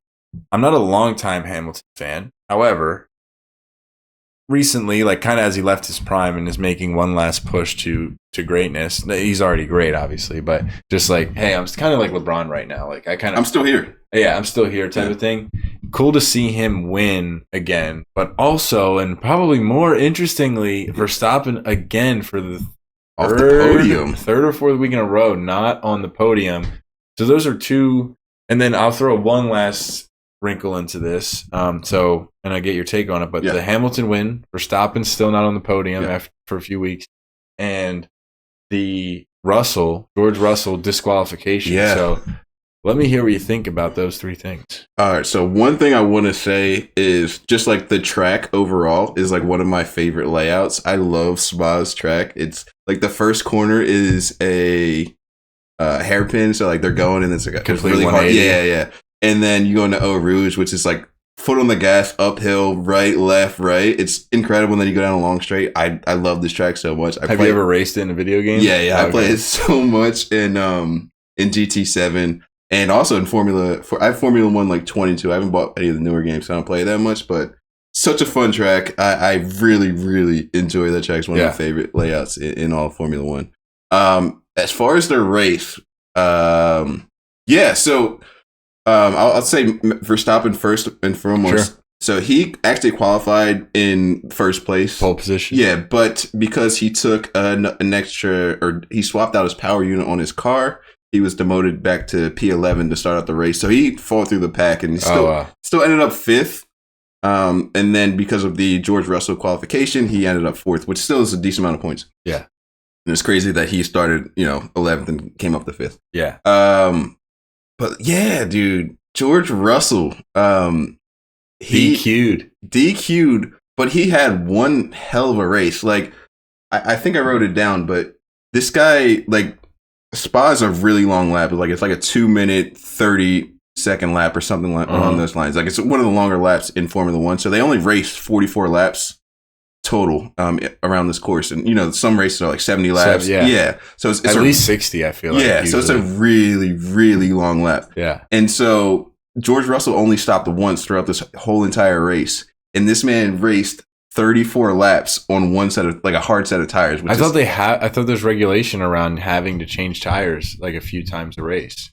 I'm not privy to them. Maybe it's different for each race, but like, I'm pretty sure you have to have like a certain amount of laps on medium and on hard and on soft, but maybe it's just two of them. Like maybe. I don't know the full rules, but so George Russell, he completes these 34 laps, and in these 34 laps, towards the end, people are catching up to him because, I mean, he's on 30-year-old tires. Yeah, he's probably slipping like crazy. But he's keeping them behind him. So Lewis Hamilton was behind him for the last 5 or so laps, and he could not pass him. And then Piastri was coming in his McLaren and almost caught up to Hamilton. So in the end, they were like a few seconds behind Russell when they passed the finish line. But unfortunately, they weighed the car like twice, I believe. So the first time he passed the inspection, and then they took the fuel out of the car, and then he did not pass the inspection, which is crazy. Oh, wow. Yeah. That's tough. It's super, super tough because... So the car was too light? The car was too for light. regulation? Yeah, exactly. They have to meet a minimum weight after the entire race without fuel. Dude, because he lost all the rubber. That's the thing. That's what the team blames the situation. For real? Yeah. Oh, it's that precise? Yeah. I thought I was making a joke. No. We used these wheels for 32 laps. What? That's the thing. My dad always says, like, the engineers in that sport are incredible. They're like the smartest engineers in the world. Like, I want to say excluding rocket scientists, but like on par with rocket scientist type people, to the point where they're looking for every micro centimeter to make a difference. And so I'm sure there actually is an anticipation for rubber burn and how much it's going to weigh at the end. Yeah, for sure. And speaking of that, just like how these guys are scientific in their approach, these engineers know every single bit about this car. There's over 600 sensors on these cars. Oh my god. With like every single part. So they know exactly what's going on at every single second. The pressure everywhere. Yeah. So it's really insane. But yeah, George Russell, another P1, but he lost it. Yeah, it's awful. It's awful because he had a great race, and sounds like a fun but tough race to like. It sounds like for him he was holding people. I didn't get a good look at it, but based on what you're saying, for sure, like he was well got caught up to, and then had to play some good defense. Exactly. Like Hamilton could not pass him for the last 5 or so laps. Piastri actually came in. I think you could send me another beverage. I didn't mean to cut you off, but I've been thinking about it. Piastri was catching up to Hamilton, who was behind. People are gonna get to that part, and it's gonna cut, and they're gonna go. They're gonna check their earbuds. So we're gonna go. What just happened? Did I pause it on accident? But sorry, dude, Piastri was catching up in the rear, and Hamilton held off Piastri as well because they started to fight at the end. But it was a really good race. Hamilton? Because that's the last part of this is he's winning. Yeah. What the hell's going Mercedes on? Is back. He didn't win for 2 years. Did he leave at the wrong time? Like, Mercedes is peaking right now, and Red Bull is fumbling absolutely right now. He's going to Ferrari, so he'll be okay. But Ferrari hasn't had that great of a season either. Yeah. I guess it's really Mercedes' return and McLaren's rise. That's like McLaren's, the story. McLaren's unreal. This year. Piastri and Lando Norris are having great seasons, which is fun. It's just fun to see. Yeah, it is. It's so young as well. Like it's so good to watch Formula One. Yeah. I'm glad I got into it. 3 or 4 years ago. Thanks for being European, man. You got it, brother. Shout out Pierre on that one. Whoa. You got it, brother. That was a Hulk Hogan, bro. Yeah. Crazy. So that's that for F1. Wrap it up again. George Russell finishes first but gets disqualified because his car ended up being underweight after they waited in post-race and with no fuel. So Lewis Hamilton ends up taking the pole position and winning first place, followed by Oscar Piastri and Charles Leclerc. Verstappen comes in fourth, which obviously gives him points in the grand scheme of the Grand Prix, but still yet another race without a podium for Verstappen. Now, usually, we're going to segue off F1, but just to clarify, usually that would be somewhat reasonable, but Verstappen has been dominating. Incredibly dominant. The best run probably in 1,000% the best run in Formula 1 history. Yeah, I was going to say since Schumacher. I don't think anybody's won this many races in such a short amount of time. Yeah, you could be right. Yeah, maybe ever. Like from 2021 to 2020 till now he's been unreal. Yeah. So I'm sure he'll turn it around. Yeah. But he's still, making the most of it. Like he forfeited 10 positions and still came in fourth place. Yeah. It's not a bad drive. Yeah. Cool. All right. So the rest should probably be relatively quick as we jump from sport to sport because the Olympics, are going to take up most of it and we're through that, but we'll see where this takes us. So Eve, I want to talk about the MLB trade deadline coming up.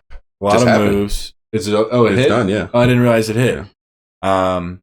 A couple of main big ones. I know for you, Chisholm to the Yankees. I know that was fun. It's been fun, except he's been doing it against he's been doing it against the Phillies, which stinks. But I know you're a Chisholm fan, and he's kind of bringing some swag back to the Yankees, which they needed because they are making that playoff push against the Orioles. And yeah, I mean, I'm not necessarily a Yankees fan, but speaking objectively, it seems to have been a good move. It's worked out so far. Yeah, we'll dive into that a little bit further because we'll talk about the playoff push in general. But a couple other big moves: Jack Flaherty and Michael Kopech go to the Dodgers. Two very, very big arms.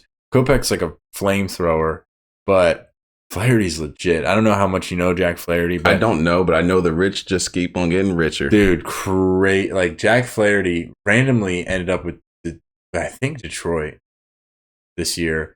But he was I don't know if he won the Cy Young, but he was a perennial Cy Young that good candidate for a few years in a row. And I was actually just talking with Juan. We were like, what happened to Jack Flaherty? And the answer is nothing. He just was in Detroit and people... Bad team. Am I making that up? But anyway, a bad team will do that to you. Yeah, he was on a bad team. And yeah, so anyway, now he's with the Dodgers. They got even better. Yeah, he was in Detroit. And then lastly, Jorge Soler going back to the Braves, which... The Braves need some help. I don't love to see. Yeah, the Braves do need some help, so I'm not overly worried. But Jorge Soler played for the Braves in the past, and he showed up big time for them. I'm trying to think of like another player that's like that particularly plays well for a team. There's definitely some out there. Jay Bruce. He was so good for the Phillies for a little bit. Jay was good for like the Reds and stuff. Okay. But like even football, I'm thinking, or basketball, like a guy who like comes back. Whatever, it doesn't matter. But yeah, Jorge Soler is clutch and drops nukes for the Braves. I mean, he's a home run hitter, but the fact that he's going back to the Braves is going to help them a lot, I think. Well, they need it because they have Acuna out for the season. They've got Michael Harris dealing with injuries, and Ozuna, I already said Ozuna, sorry. Our Ozzy Albies is injured as well. Like, they are depleted, so they need some help. Yeah, they do. And I guess we'll just start with this division since that's kind of the last big move I have. But shout out Bickle here. Mets guy. Yeah, big Mets guy. I think the Mets are pretty poised here to pass the Braves. In the standings, the Phillies are still well and away leading that division, 6.5 games over Atlanta and 8 over New York. Right now, though. Yeah, it's been pretty ugly as of recent. And, the Mets seem to be putting it together a little bit. I wouldn't say I'm worried about the Mets, but I think they'll end up being a wild card team if all goes well. Yeah. The other two divisions, or am I saying that right? Oh, yeah, the other two divisions are not quite as strong this year. So as far as playoff push goes for the National League East, Phillies and Mets, maybe the Braves, but I think they're going to be a little bit short. There's a chance they get into the wild card, but I don't know. Something about them feels a little bit empty this year. Yeah, I mean, with some holes in their lineup, like you lose Acuna to an ACL, you lose, and they're guys that should make up for it aren't. That's the thing. Like, is their first baseman doing well this year? I don't know what he's doing this year. Matt Olson, yeah. I know he is nukes. I'm sure he's doing fine. Yeah, but they're not. I mean, they're 58 and 49. Yeah. You know, they could still make the playoffs, but I just think with the Mets on the upward trajectory, and the Phillies just being a well-rounded team, like we're slumping right now, obviously, but it's a long season. I think people are over-exaggerating. Yeah, we lost a lot recently, but we still have the best good team. I mean, the Yankees are good, and who else did we play before the Yankees? I think we might have lost a series to the A's, dude. Oh, that's very poor. So, which is not great. No. Yeah. I think if the Braves pitching, is that what they're missing this year? Are they not? Well, doing that well? I think their starting pitching's fine. I think they might be lacking in the bullpen. Okay, and also the hitting is just the names you read are still good. The Austin Rileys and the Olsons and the Ozzie Albies when he's there, and the Michael Harris when he's there. Yeah. But for whatever reason, losing Acuna, I don't know, deflated them. Yeah, it does hurt to lose your star player. And again, they're not horrible. Yeah. They're just, I just think with the Mets playing better, they may pass them up. And I don't know if the Braves make the playoffs. Next on the docket, the NL Central, not that interesting. Probably going to breeze over super quickly. Brewers are leading. I'm imagining the Brewers are going to end up on top. I wouldn't be surprised if the Pirates made a cheeky little run, or the Reds. I don't believe in the Cardinals. They're playing well, but they were so bad last year, and the roster did not change that much. I don't really know what's going on, and I don't think they'll make real noise. Yeah. The Pirates and the Reds are fun. Ultimately, the Brewers are going to win that. I just love Kutch, bro. If Kutch can make this, former MVP. He's so done. I know, but he's fun my to watch guy. still. He's my guy. I love him when he's on the Phillies. O'Neal Cruz, bro. Because he's a beast. Yeah. Paul Skeens. Paul Skeens' brother. Mm-hmm. Yeah, Paul Skeens is a legend. I hope Pittsburgh does well. I thought Pittsburgh was in the AL. No. Yeah, they're in the NL Central. Never. So, enough of that. Nobody likes that division. And the Dodgers. In the Padres, are they? NL West. Dodgers are going to win. Dodgers got two more good arms. Padres and Diamondbacks maybe wild card. Seen Machado hit a couple home runs lately. Yeah. 7-up. Is Tatis having a good season? Probably. Yes. He's an all-star. Okay. AL East, Baltimore Orioles and New York Yankees currently have the same exact record. So, with that, I'm going to predict that the Orioles finish on top. Obviously, Yankees make the playoffs. Yeah. I think the Yankees go further in the playoffs, but I think Orioles end up finishing the season with a better record. But I think Boston, three teams from. Okay. Do I think that? No, I don't. I think Boston isn't going to make it, but they're going to be around the whole time. Yeah. I think they're going to be around the whole time. There's a chance they do, but I don't think they end up making it because I'm kind of taking this over, Abe. What do you think about that? Sorry. I love the Orioles playing well. Like, the Orioles have not been good for so long, and just have this resurgence is great for the game of baseball. And this is year 2, arguably 3 of good baseball from the Orioles. Yeah, it's great to see, giving the Yankees some competition. But that Yankees lineup is crazy. Like, Mike Stanton just came back, bro. And like Juan Soto's hitting, Aaron Judge is having one of the best years, like in my watching baseball I've ever seen. Yeah, he's so good. Power, contact. He's doing everything. Like he's still batting above 300. He's having a really incredible season. I think he's near 40 home runs if he hasn't reached that plateau yet. But he's unbelievable this year. And like having Soto in that mix, and you said. Did they do anything in the trade deadline? Well, they picked up Wells. I believe it was a pickup. He's a catcher who's been hitting really well. He's batting 4th for them now. Okay. So, but they also have Anthony Volpe, who's a second-year shortstop, and they have Gleyber Torres, who's not a huge one. Yeah, I mean he's good, but So I saw it's not like he's batting third. I saw something about Gleyber Torres. They were like trying to move him positions. He was like, "No, I'm in this position. I won't move." Oh, really? Yeah. Oh, that's why they got Chisholm, because he can play any position. Yeah, and Chisholm was like, "Play me anywhere. I just want to win a championship," which was a great quote. And he's performed so well in the uniform. Yeah, and the Yankees starting 5 pitchers are very good too. Mm-hmm. All 5. Yeah, we talked about it. Yeah. Yeah. So I think it's going to be Orioles then Yankees, but I think they both make the playoffs, and it'll be an exciting playoffs. I'm going to go Yankees there over the Orioles. For the season? Yeah, and also to go further in the playoffs. Yeah. So AL Central is tight. Dude, I didn't know Cleveland was that good. Me neither. And Bobby Witt is out of his freaking mind now, bro.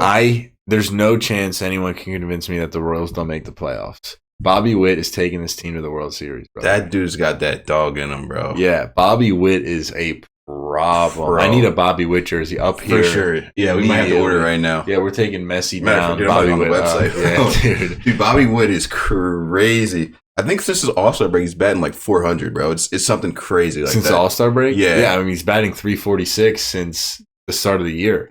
That's crazy. Yeah, those numbers are it's like I almost want to give him the MVP over Judge right now. Like I don't know who I would give it to. You can't. Judge's season is incredible. Yeah, Bobby's moving out there. He's stealing bases. He's playing D. Yeah. But yeah, you're right. Judge wins MVP, but Bobby Witt is number 2 right now. Mm-hmm.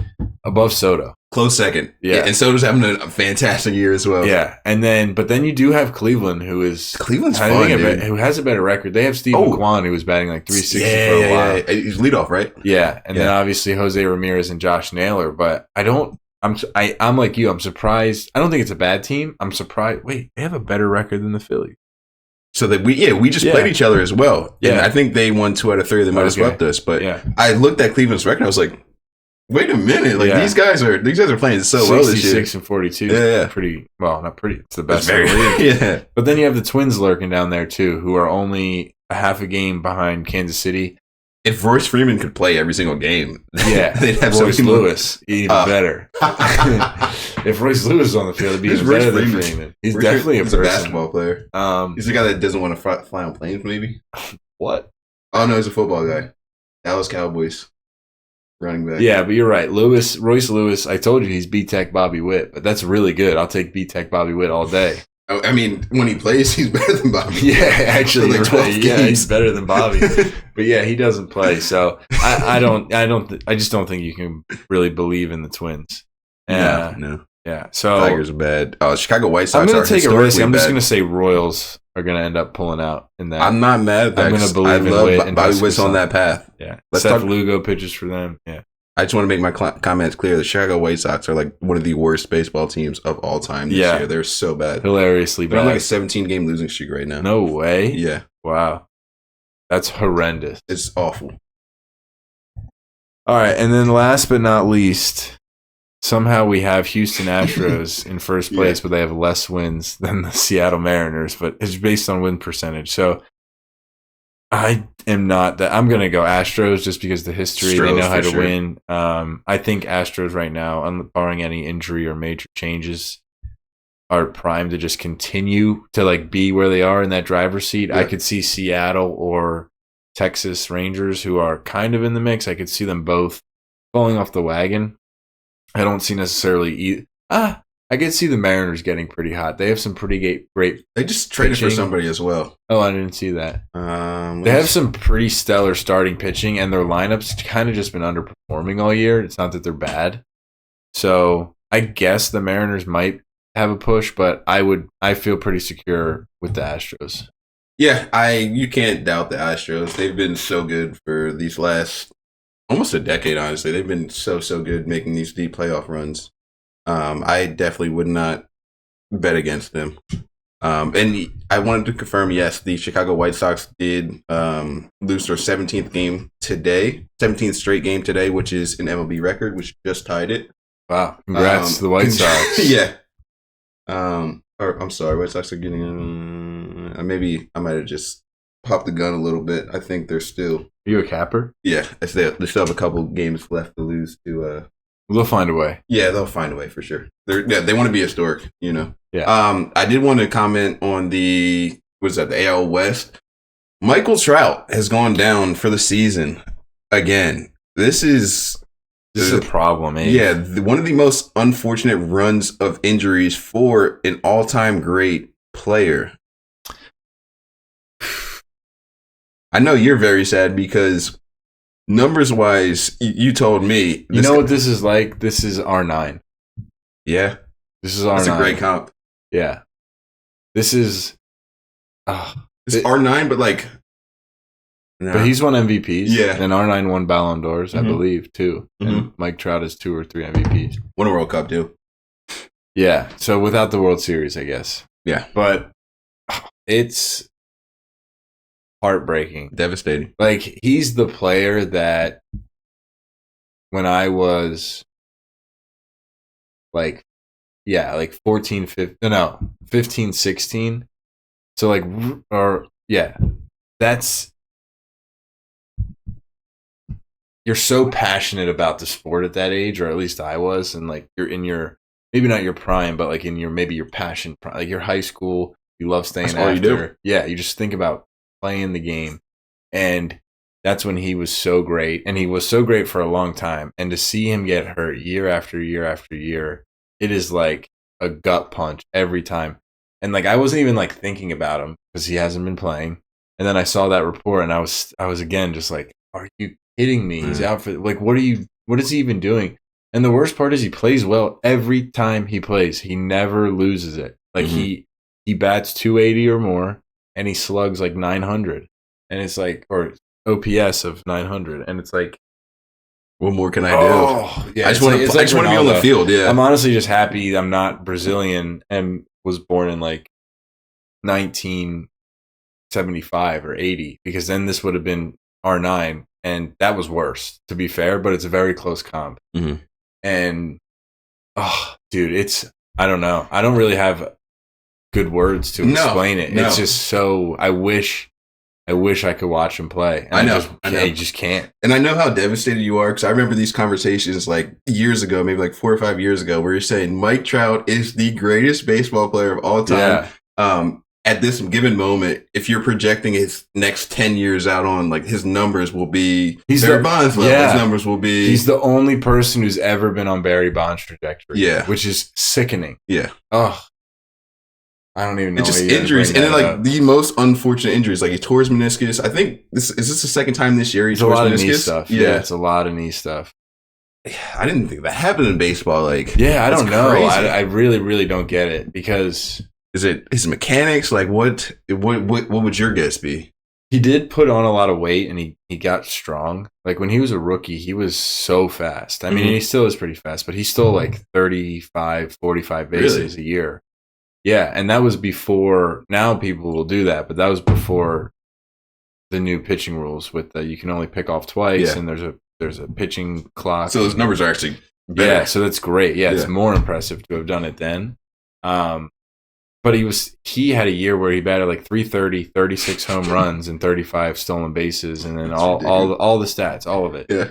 So he didn't need necessarily to put on weight, but that does happen with baseball players, because you run the stats and you like honestly, like the nerd upstairs goes, oh, it's actually more beneficial if he gets stronger and just hits home runs, like stolen bases. Essentially, there was an era when we were in college, which is kind of when he put on the weight, that stolen bases are not as valuable as people think, or as people thought, as relative to winning games. So they were just like, put on weight, get strong, hit 45 home runs instead of 35.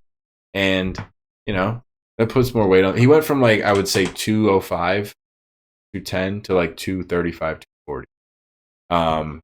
Now, is that the direct reason? I don't know. But you asked me for my opinion. I would say that's the closest answer I have for you. I will say you have to stop letting the nerds decide what these guys need to do. Yeah, that baseball is advanced. Football's almost there too. Yeah, I mean, baseball is more analytics driven than most sports. Yeah, but there's some points of the game. Those fourth downs in football are getting nuts now. Yeah. But yeah, baseball's the worst for sure. Yeah, I'm like, you just gotta let the boys play, man. Mm-hmm. You just gotta let the boys play. Totally agree. So.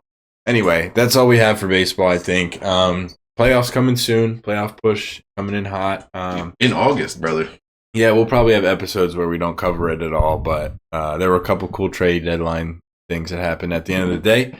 So we wanted to make sure you were all covered. Rolling. Oh, okay. Well, I guess we'll take a pause here. Try to cut it out. I think we can. Yeah. All right. We'll be right back. We're going to take a piss. All right. We are back and ready to jump into the NFL. We'll probably be. What did I just say? We'll probably be. Anyway, we'll probably be pretty brief here, Ave. I thought it would be fun because we talked a little bit about it last week, and I thought it would be fun to maybe just go division by division and just talk about who we may think the winners will be. Obviously, very early to predict, and plenty will change, but I just assume that we'll have opportunities soon to talk about fantasy football and maybe particular players as we get closer to the season as news breaks. But right now, before anything really crazy has happened that we haven't already covered, we can just have kind of not a shot in the dark, but just what we're thinking about as the summer enters its last month. But before we do that, I did want to talk to you about the Hall of Fame game, which is actually on right now. It might be over by now. I'll bring up a couple things, and then we'll see what you have to say. Now, first of all, I think it's cool that it's in Canton, Ohio for the Hall of Fame game every year. Yeah, so I think that's a cool reunion too. However, I think it's hilarious. I saw betting ads for it, and if you go on ESPN, it's Texans Bears. Is that what Texans Bears, I believe. Yeah. Texans are plus 1.5, something like that. The over under is like 30.5. I'm like, what? I'm hammering the over. That's what I'm saying. We should look it up. We should see what the score is right now. I was joking about it in general because I'm like, how could you bet on these things? I was talking about it with a coworker. I'm like, how could you bet on this? Like, it's going to be all third stringers you've never heard of playing each other in the first preseason game of the year. And then I'm looking it up. It says the over-under is 30.5. And I was like, oh, God, I'm putting my whole mortgage on it. Like, the next second, I'm talking about how I'm going to 100% bet on that game. But, yeah, I was like, how can a game be 14, 16 and be entered? I don't know. It just didn't make sense with players that aren't at the top of their game. So did you have a score for us? It's not popping up right now. I'm still. Let me see if it's on NFL. I looked up on Google and it's just not updated. 17-21. They blew it out. Exactly. Yeah. 30.5 is. I mean, if you're. The first half just ended. There's 12 minutes left in the third quarter. It was 30.5. I swear. Was that for the first quarter, bro? No. All right. It closed at 32.5. Wow. Dude, that's crazy. I didn't do it. I should have, but I was like, I mean, if you're gambling on this game, you're in too deep, brother. That's what I'm saying. That's what my original joke was. Yeah. I was like, who does that? And how could you even know? You don't know anyone who's playing. And then he goes, or no, I actually looked it up. It was 30.5 at the time, and I immediately go, I'm putting all my money on the over. It's just like logically, I was like, there's no way I just feel like there's more depth of skill on offense than defense. So when you get down to the third stringers, there's still people running 4-2. They're just acid. Like, they're just not good enough to be an NFL starter, but they're still damn hard to cover. Yeah. So I guess I was right. You should have made that bet. You would have been a rich man. Yeah, I would. Yeah, dude, I was so confident. I don't know. I'm not back in my gambling shoes yet. This is the first one, bro. There'll be so many more opportunities. Yeah, once the juice hits, man. I love gambling on some NFL, man. That's definitely my favorite sport. I'm not back into it. Once that season ends, yeah, bro. I do a good job of not. Like, it definitely leaks into the NBA a little bit because I'm like, oh, I got to gamble on something. But then, like, I stop by the time the playoffs are there, and then, like, baseball, not really. Maybe a couple home run parlays. Dude, I love a home run parlay. I'll never forget, I put 200 on what? Yeah. I put 200 on. No, it wasn't 200. I think I just put 100 on Bryce Harper to hit a home run. And I won, like. He did it? Yeah. Yeah, I was out with a couple of friends, bro. It was sick. I was like, yo. Was it in the playoffs? Yeah, and I told everybody to bet it as well, which was sick. It's great when you win other people money. I felt like the champion that night. It was awesome. I can't believe you didn't share that. I just had a feeling, bro. Were you with like college buddies or something? Yeah. Oh, okay. Yeah, I was one of the boys. Dude, that's awesome. Have you ever done a parlay? Dude, if you put 2 or even 3, but even 2 home runs together, oh my God, the odds go crazy. Okay. I gotta try it for September. We'll get a Bobby Witt and Ooh. like a Josh Naylor parlay together or something.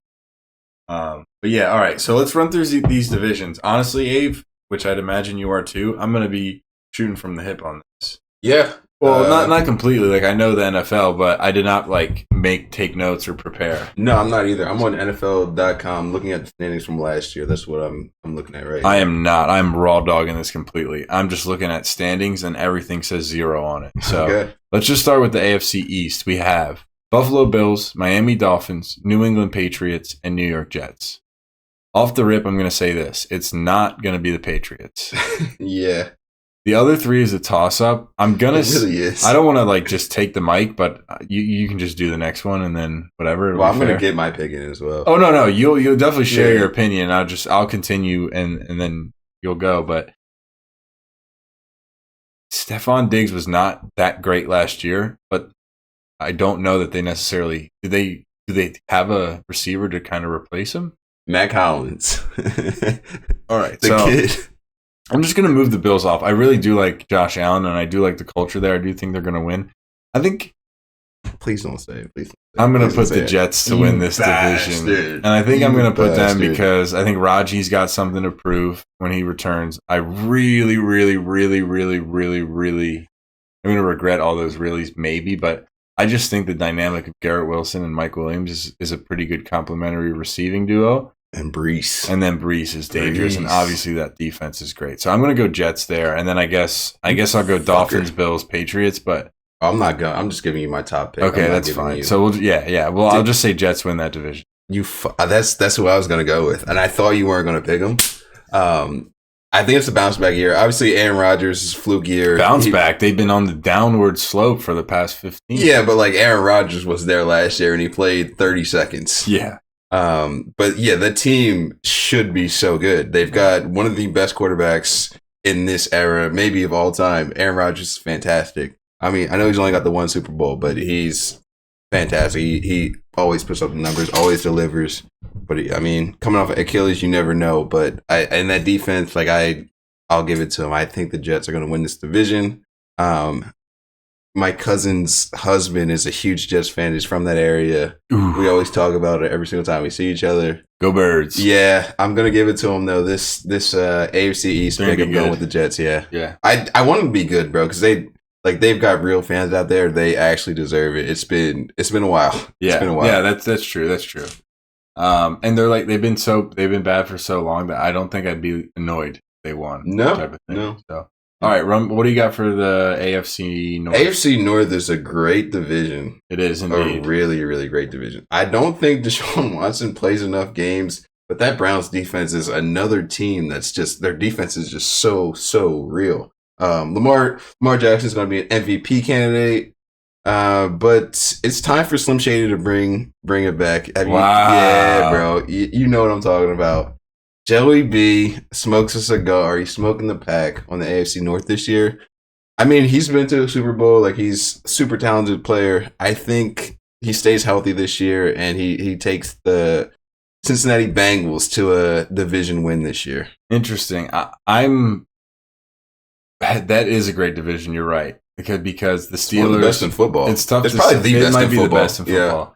Yeah. Because it's tough to ever believe the Steelers won't succeed. Like I've seen rosters where I've gone, the Steelers won't be good this year, and then Tomlin, like he doesn't lose. Even Coward before that ever, and Coward. Yeah, the Steelers are like they're always winning. Yeah, they're always a great. Good team. Yeah, they're great. The Browns, I totally agree with you. I think I'll just say all of it. The Browns and the Bengals, I like their star power. I think there's just too many questions overall. And it might be selling out. I'm not really sure. I think I'm going to go with the Ravens for this. I'm not mad at that. I think Zay Flowers gained a lot of confidence throughout the season. And so I'm hoping that he stays there in this one. And then obviously there's Mark Andrews as a target. Stay healthy. And your boy Derrick Henry. So I'm going to roll with the Ravens in that division. It's a tough division, but I'm not mad at that pick. I love Lamar Jackson. He's always a perennial MVP candidate. Like, he's going to be great. That division is going to be tough. These games are going to be wars. All of them. Yeah. All right. So on to the AFC South.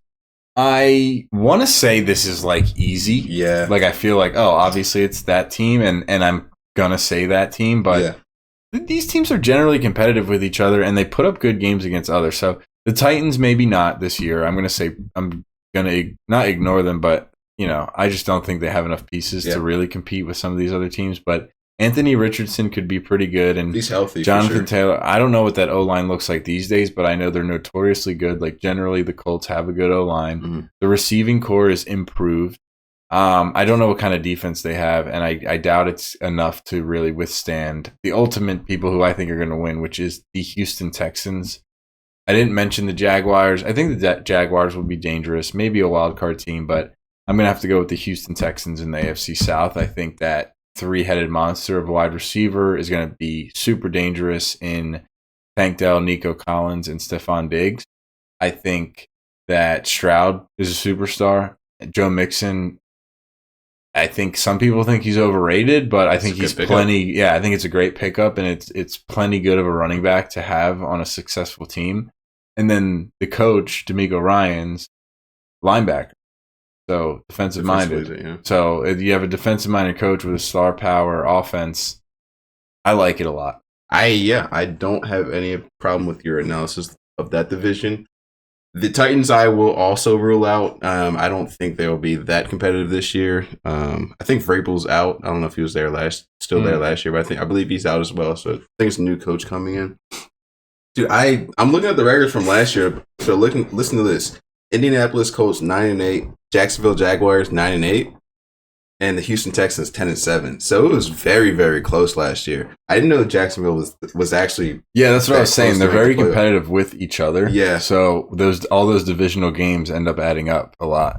I mean, in Indianapolis Colts, they were largely playing with Gardner Minshew, he's a fun guy, but NFL level, is he a starter? Probably not. Anthony Richardson, if he stays healthy. He's a good fantasy quarterback, Anthony Richardson. I don't know how much he's going to contribute. I don't know. He's a weird one for me. I want to believe that he can help them win, but I don't want to show all my cards for the fantasy draft coming up. Yeah. But he's a runner. He's going to get a lot of yardage. He's going to score a lot of touchdowns. So he's going to be effective in the fantasy realm. And it's tough to be super effective in this fantasy realm and not be good in real life, but it does happen every now and then. But regardless, yeah, I think to your point, he's better than Gardner Minshew. He's going to give them a better chance. Yeah, I'm going to go with the Texans because I can't say that the Jacksonville Jaguars or Indianapolis Colts will be better than them this year. I shout out to Doug Peterson. I mean, don't have to say anything more than that. What a guy. Yeah, good guy. Great guy, by the way. Actually a good dude. Pierre knows him. Okay. Yeah. Trevor Lawrence, I mean, he's still good. Yeah. I mean, they were, painting him out to be one of the next quarterback, like a Peyton Manning type career that he's going to have. He's still young. They've got some talent around him. You just can't count him out yet, is how I feel. He's a talented player, but CJ Stroud, all the weapons they got over there in Houston, I think they go stride for stride and win the division back to back. Yeah, me too. All right, Dave, what do you got for the AFC West? Kansas City Chiefs. Yeah, I was going to say the one word. I love Harbaugh out there in the Chargers. The Broncos, not going to be great. I actually do like the Raiders, Las Vegas. Their coach, I forget his name, but he had them boys playing at the end of the season. He did, but they can't compete with the God. Nah. The God, Patrick Mahomes is said. Yeah, let's just keep it moving. That could have been a one-worder. The answer for AFC West is Chiefs. Jesus Christ. All right, NFC East. This can be another quick one if you want. It's kind of hometown cooking, I guess, but legitimately, Eagles. Yeah. I got the Eagles. The Cowboys roster, I suppose, is still competitive, but they didn't make moves. I've heard their fan base is upset with the lack of moves they've made. They haven't signed CD, so who knows what kind of anger is within him. I don't know. Dak, that major contract is actually not as huge as it used to be now. So just because everyone else is signing big ones as well. So who knows what maybe he wants to restructure. I don't know. I just Dak's earned it. I'll say that. He's been really, really good. I mean, playoff success he hasn't had, but regular season has been really, really good. Yeah, but the Cowboys always find a way to shoot themselves in the foot, full Stephen A. I'm going Eagles to win this division. I think the Giants and Commanders, they have some young talent. I think they both did pretty well in the draft, but they're not ready this year. No, I agree with you. I didn't know this, but the Cowboys went 8-0 at home last year. Boy, really? Yeah, 8-0 at home, 4-5 on the road. Yeah, I'm going Eagles though. Go Birds. I'm going Eagles, but that was a stat that I had no idea. I already don't care. I hate them. I hate the Cowboys. What do we got for the NFC North? Go Birds. We are ripping. We didn't win last year, so the NFC East, there's never a back-to-back winner. So yeah, so we couldn't. It's gotta be the we don't Eagles. make the rules. Yeah, it's got to be the Eagles. NFC North, I'm probably going to go with the same team as last year. They were in the championship game for the NFC this year. The I Lions. think they were, yeah. Jared Goff is slinging them things out there. He's got crazy amount of touchdowns. He's crazy amount of yards. He's got Amon St. Ra out there, wide receiver. And Laporta. They're going to run it. Yeah, Laporta out there is good tight end. Green Bay Packers, Jordan Love's pretty good out there. Vikings, I don't have much faith in. And then the Chicago Bears with the rookie quarterback, I don't think so. Yeah, okay. I think I have a little bit of a difference of opinion on you there.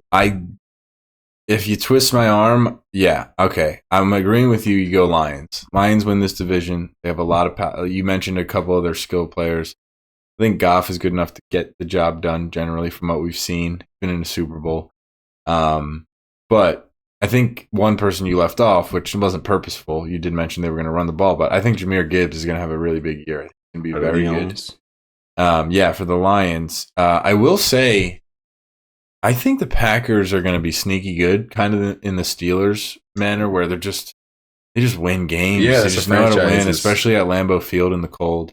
Jordan Love signed a huge contract, which some people may think it wasn't merited, but he did play really, really, really well towards the end of last year. Really well. Rodgers was there before that. Yeah. So they are a quarterback factory. They know how to build quarterbacks. So I don't know about Jordan Love 100% yet, but he definitely I like their receiving core a lot.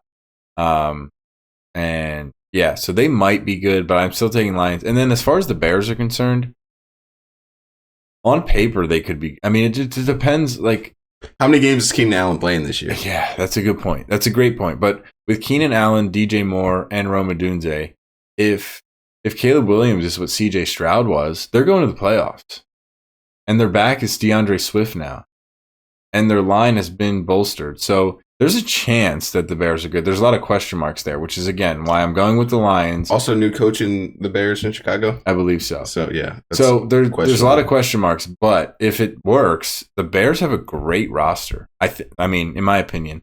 The Vikings, again, like one of the best players of football. Hawkinson, Jefferson, high drafted rookie quarterback, Aaron Jones, new addition.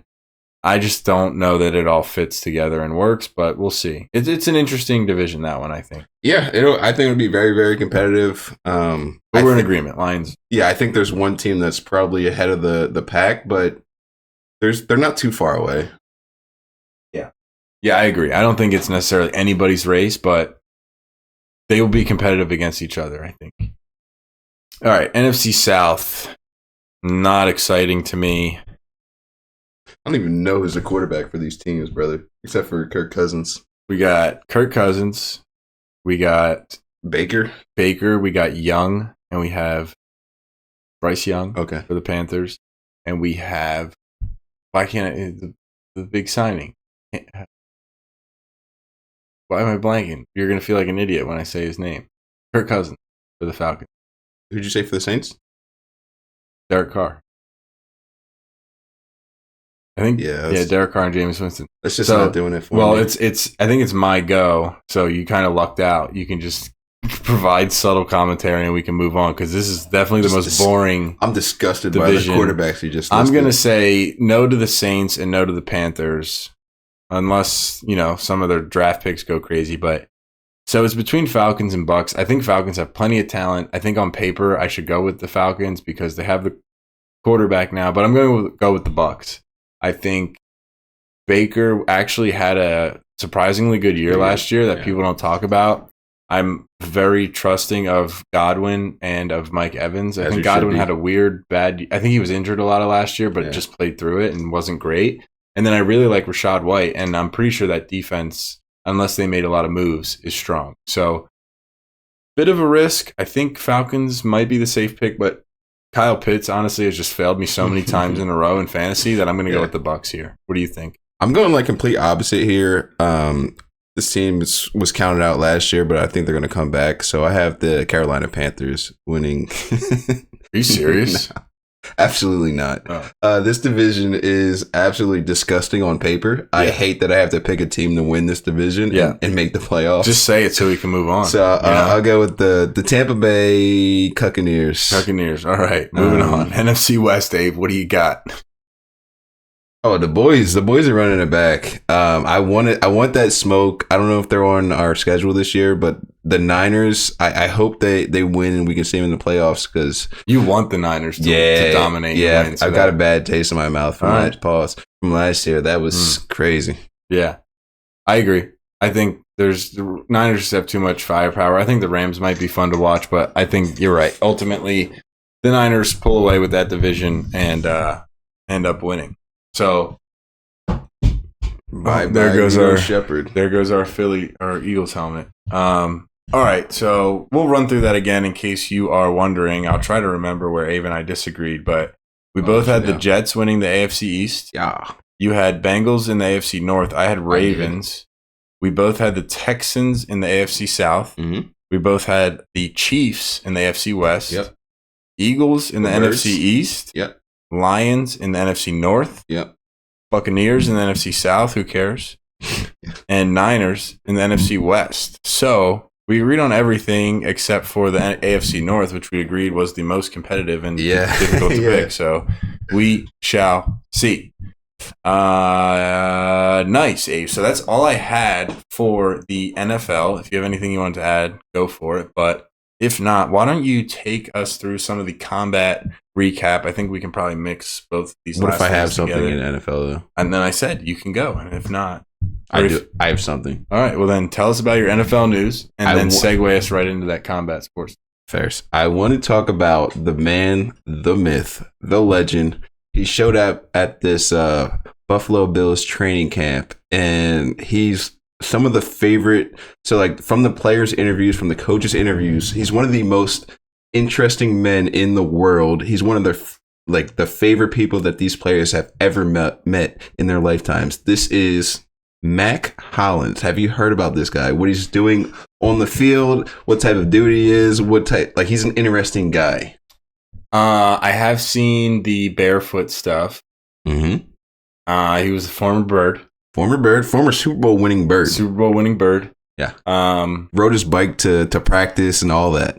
Yeah, very interesting. But it sounds like there's more to There's more to the story. Yeah, so inform me on. So you know about the barefoot? This guy, he sees shoes as a utility. So he's like, I'm not a big fan of shoes. Except for like if he didn't have to wear cleats, he would not wear cleats. Like he doesn't wear shoes outside of cleats when he's on the practice field, when he's playing games. He doesn't use utensils. He's like a caveman. He's an interesting guy.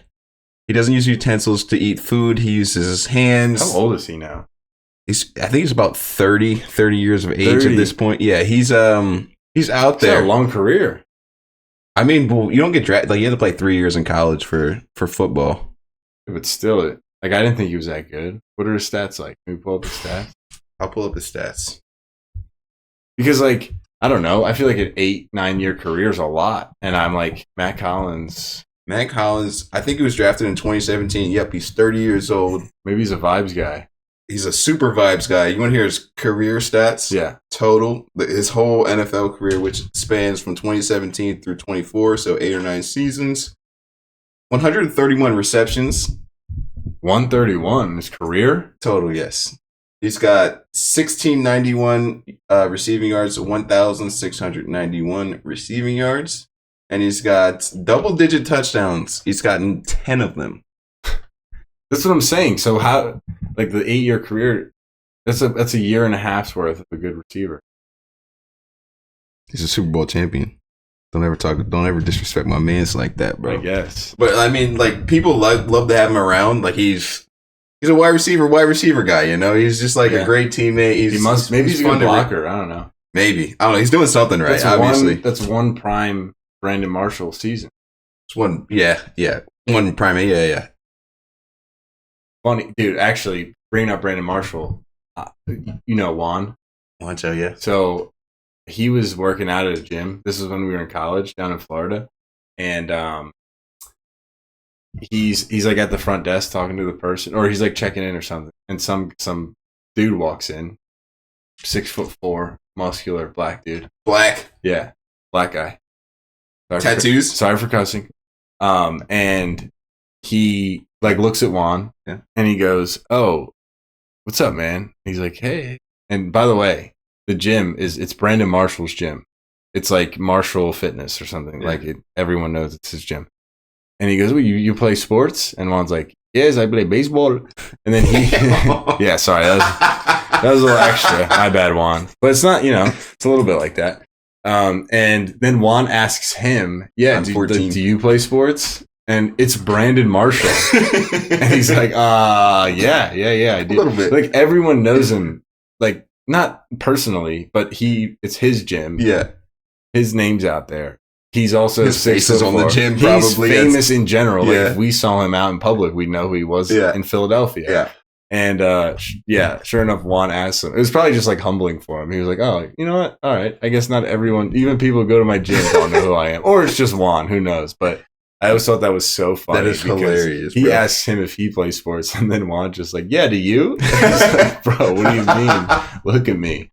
Yeah. So anyway, Matt Collins. Sorry, Brandon Marshall came up because his one season is the same as Matt Collins' career. Yeah, I mean, what a legend. I think he's got the NFL record for receptions in one game. It's something crazy, bro. Marshall does? Yeah. Oh, wow. He had like 20 plus in a game, bro. 20? 20, bro. That's no bullshit. True. With Jay Cutlass as his quarterback, bro. Jay Cutlass? Jay Cutlass has a cannon. It might not have been Jay Cutlass, but it probably was. I feel like that's when Marshall was in his prime.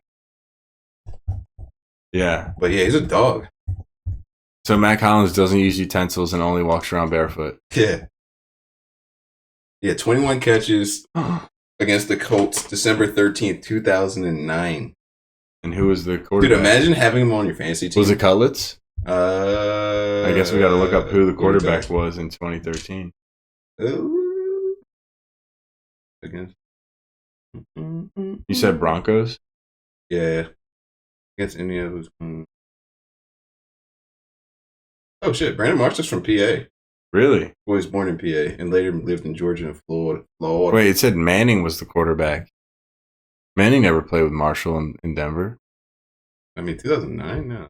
Yeah, be right. Oh, I put 2013. No. Damn, does Brandon Marshall have a... Kyle Orton? I mean, he was the Randy quarterback. Orton's cousin? What the hell? Did you know that? For real? I just made that up. Oh. Dude. I don't know. Somebody. 21 catches is nuts. 21 catches in one game. Like I said, imagine having him on your fantasy team as PPR. Wow. Yeah. Just 21 points just for catching. There's a lot of P's. He probably put up 100 reception yards and maybe a couple touchdowns in there. At least 100. It had to be 100. I mean, he could be getting screen passes. 5 yards per catch. That'd be insane. Oh, yeah, that is. Oh, wow. All right. Well, that's what we had. Oh, and Chris Sims. So it was either Kyle Orton or Chris Sims. So we'll just say Kyle Orton. I hate Chris Sims, though. Oh, yeah, me too.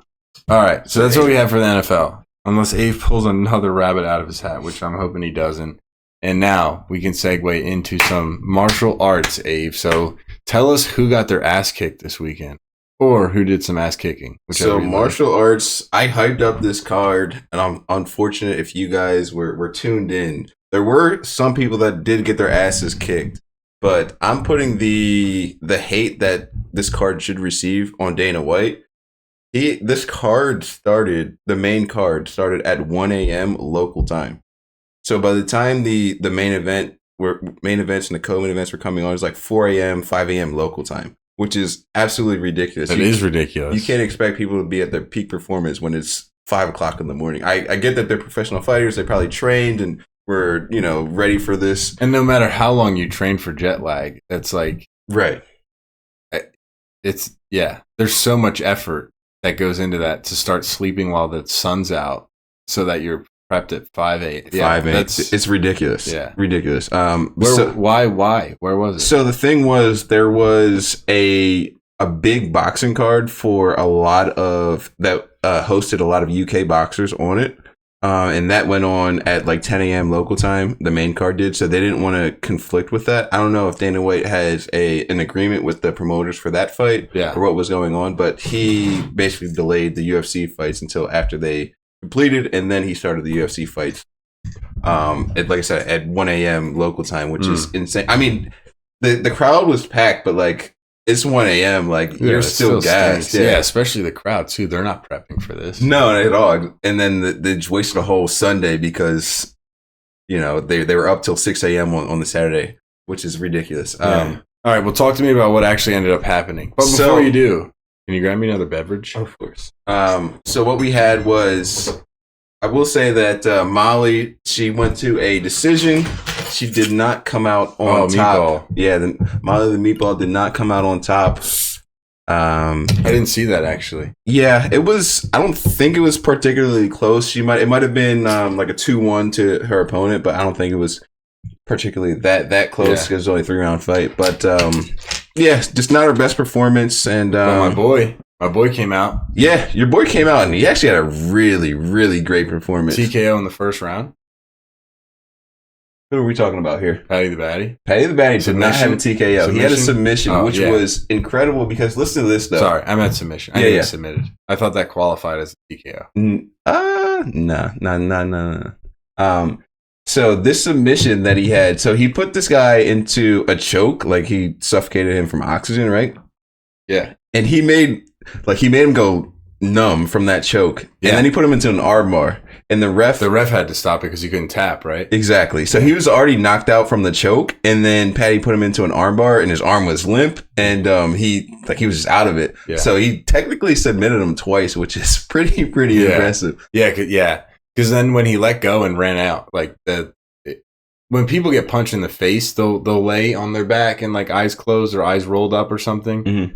It's not that often you get in a chokehold in an armbar and that happens. But this dude was out cold. You said, like Paddy let go of his neck and arm and whatever and then celebrated, and he was starfished on the ground. Yeah.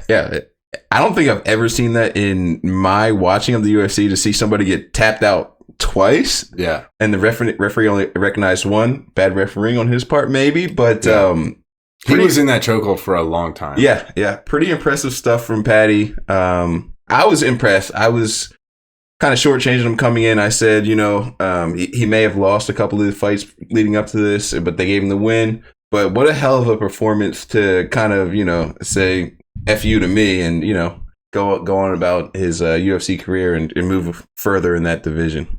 Yeah, you doubted the baddie. I did. I think he's legit. I told you he can wrestle, man. I sent you the video, didn't I? Yeah, him tapping out the U.S. Marines, I believe it was. Yeah, that was a great video.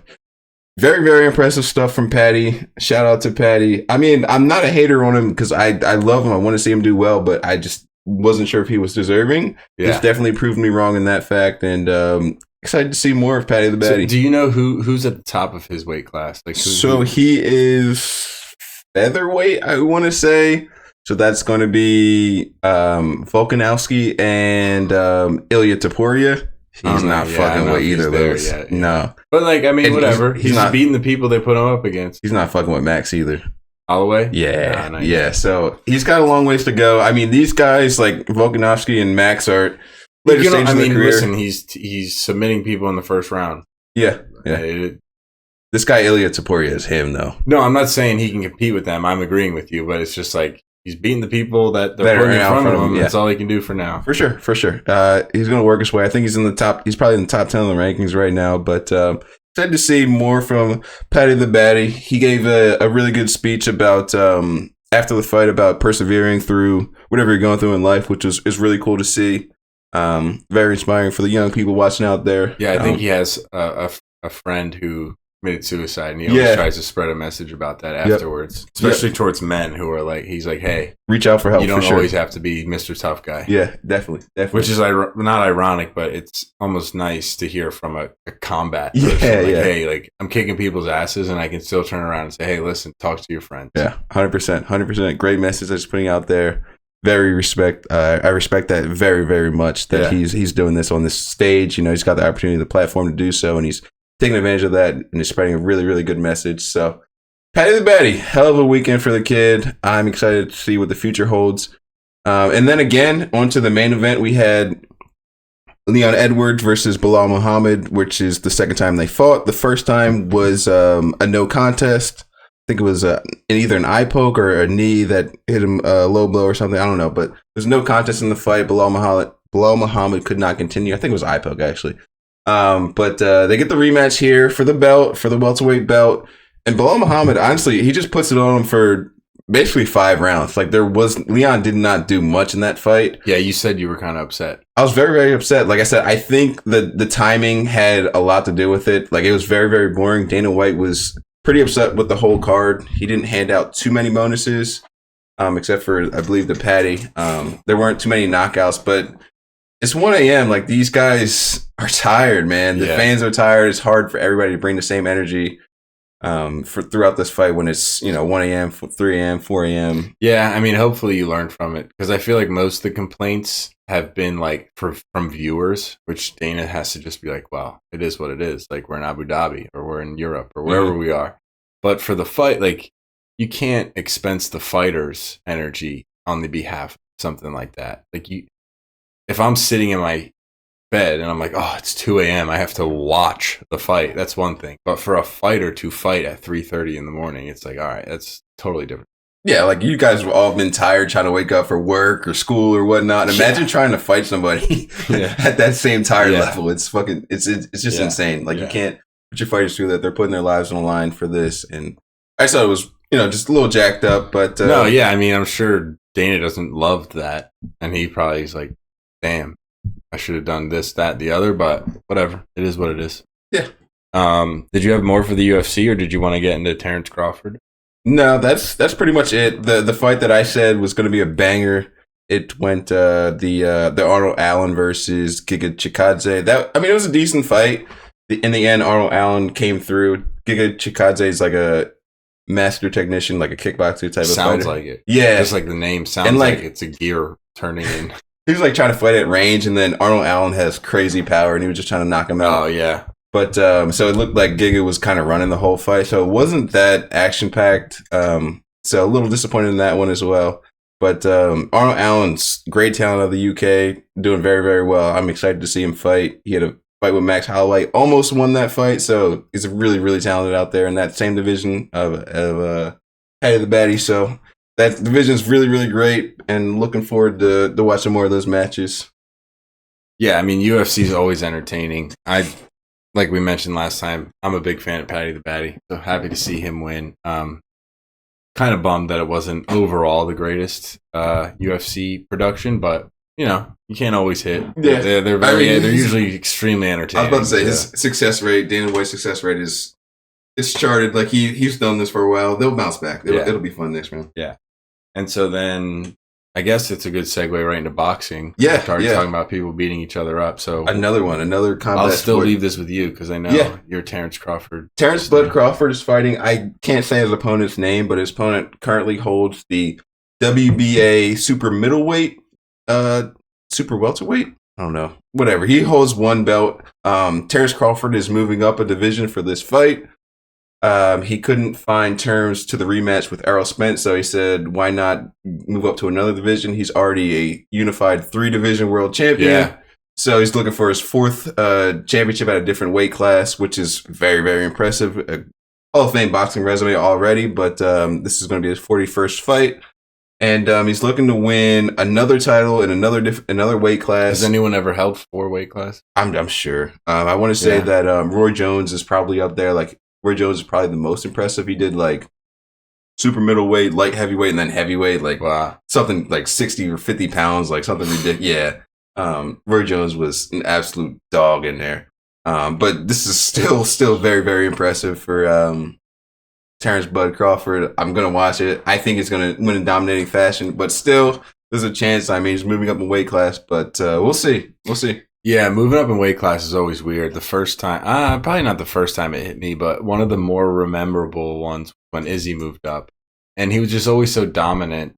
And I believe it was against a champion. Yeah, so, against Jan Blachowicz, yeah, so it wasn't a nobody. In fact, it was the opposite of a nobody. He went up in weight and then tried to fight the best person in that weight class. Yeah. So obviously, I assume, that had part to do with it too, but it was it was like, now, I'm not a super fan of Izzy. I like him more now than I did, but it was almost humbling as a fan to be like, oh, damn, like 20 pounds heavier. He doesn't look as dominant, obviously, like immediately. Yeah, it's not, that guy's as long as he is. And a lot bigger. Yeah, and a lot girthier. No, oh my God. Sorry, I thought we were doing a thing. Crazy. I thought we were going. Sorry. Anyway.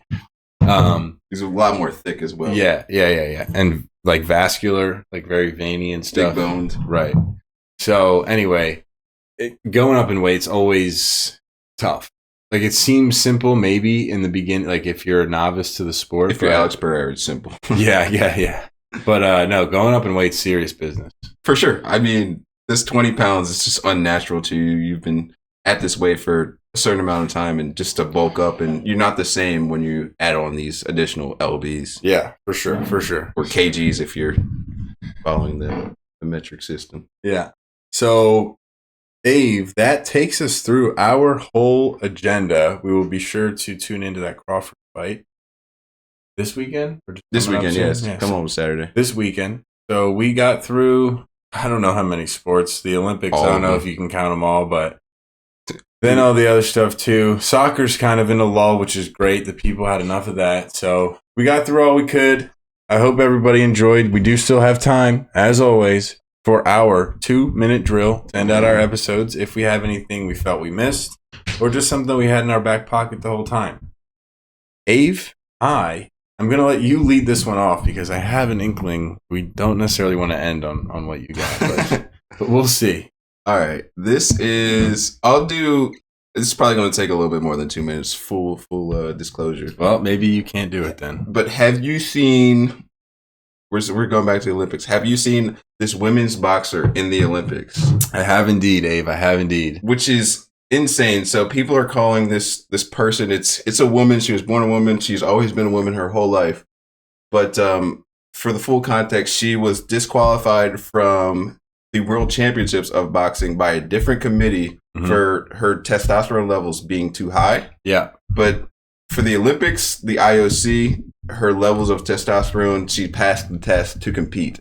And she is absolutely dominating this competition, this field. She made the Italian boxer quit within 45 seconds. Yeah. I believe today or yesterday. And just punched her right in the mouth. Yeah. So what are we saying here? You're just going to say that and then say, what are we saying to me? Dude, yeah. You know how many people are listening to this and I'm going to get canceled. The thing is, so there's just going to be like 30 people that listen to this. It's such a hard thing because all right, I'll go. Technically, she's a woman. She has higher testosterone levels. It's on the committee. Like, I don't understand what. Yeah, it depends what the rules are. Yeah, well, I don't understand what makes testosterone levels too high. Like, I don't know those numbers. Yes. But you're competing in a sport where your life, like boxing, your life is on the line. Like, if you're fighting against somebody that's got 10 times more power than you, like, it's actually dangerous. Yes, exactly. Yeah. But it's on the Olympic committee. It's not her fault that she's permitted to play.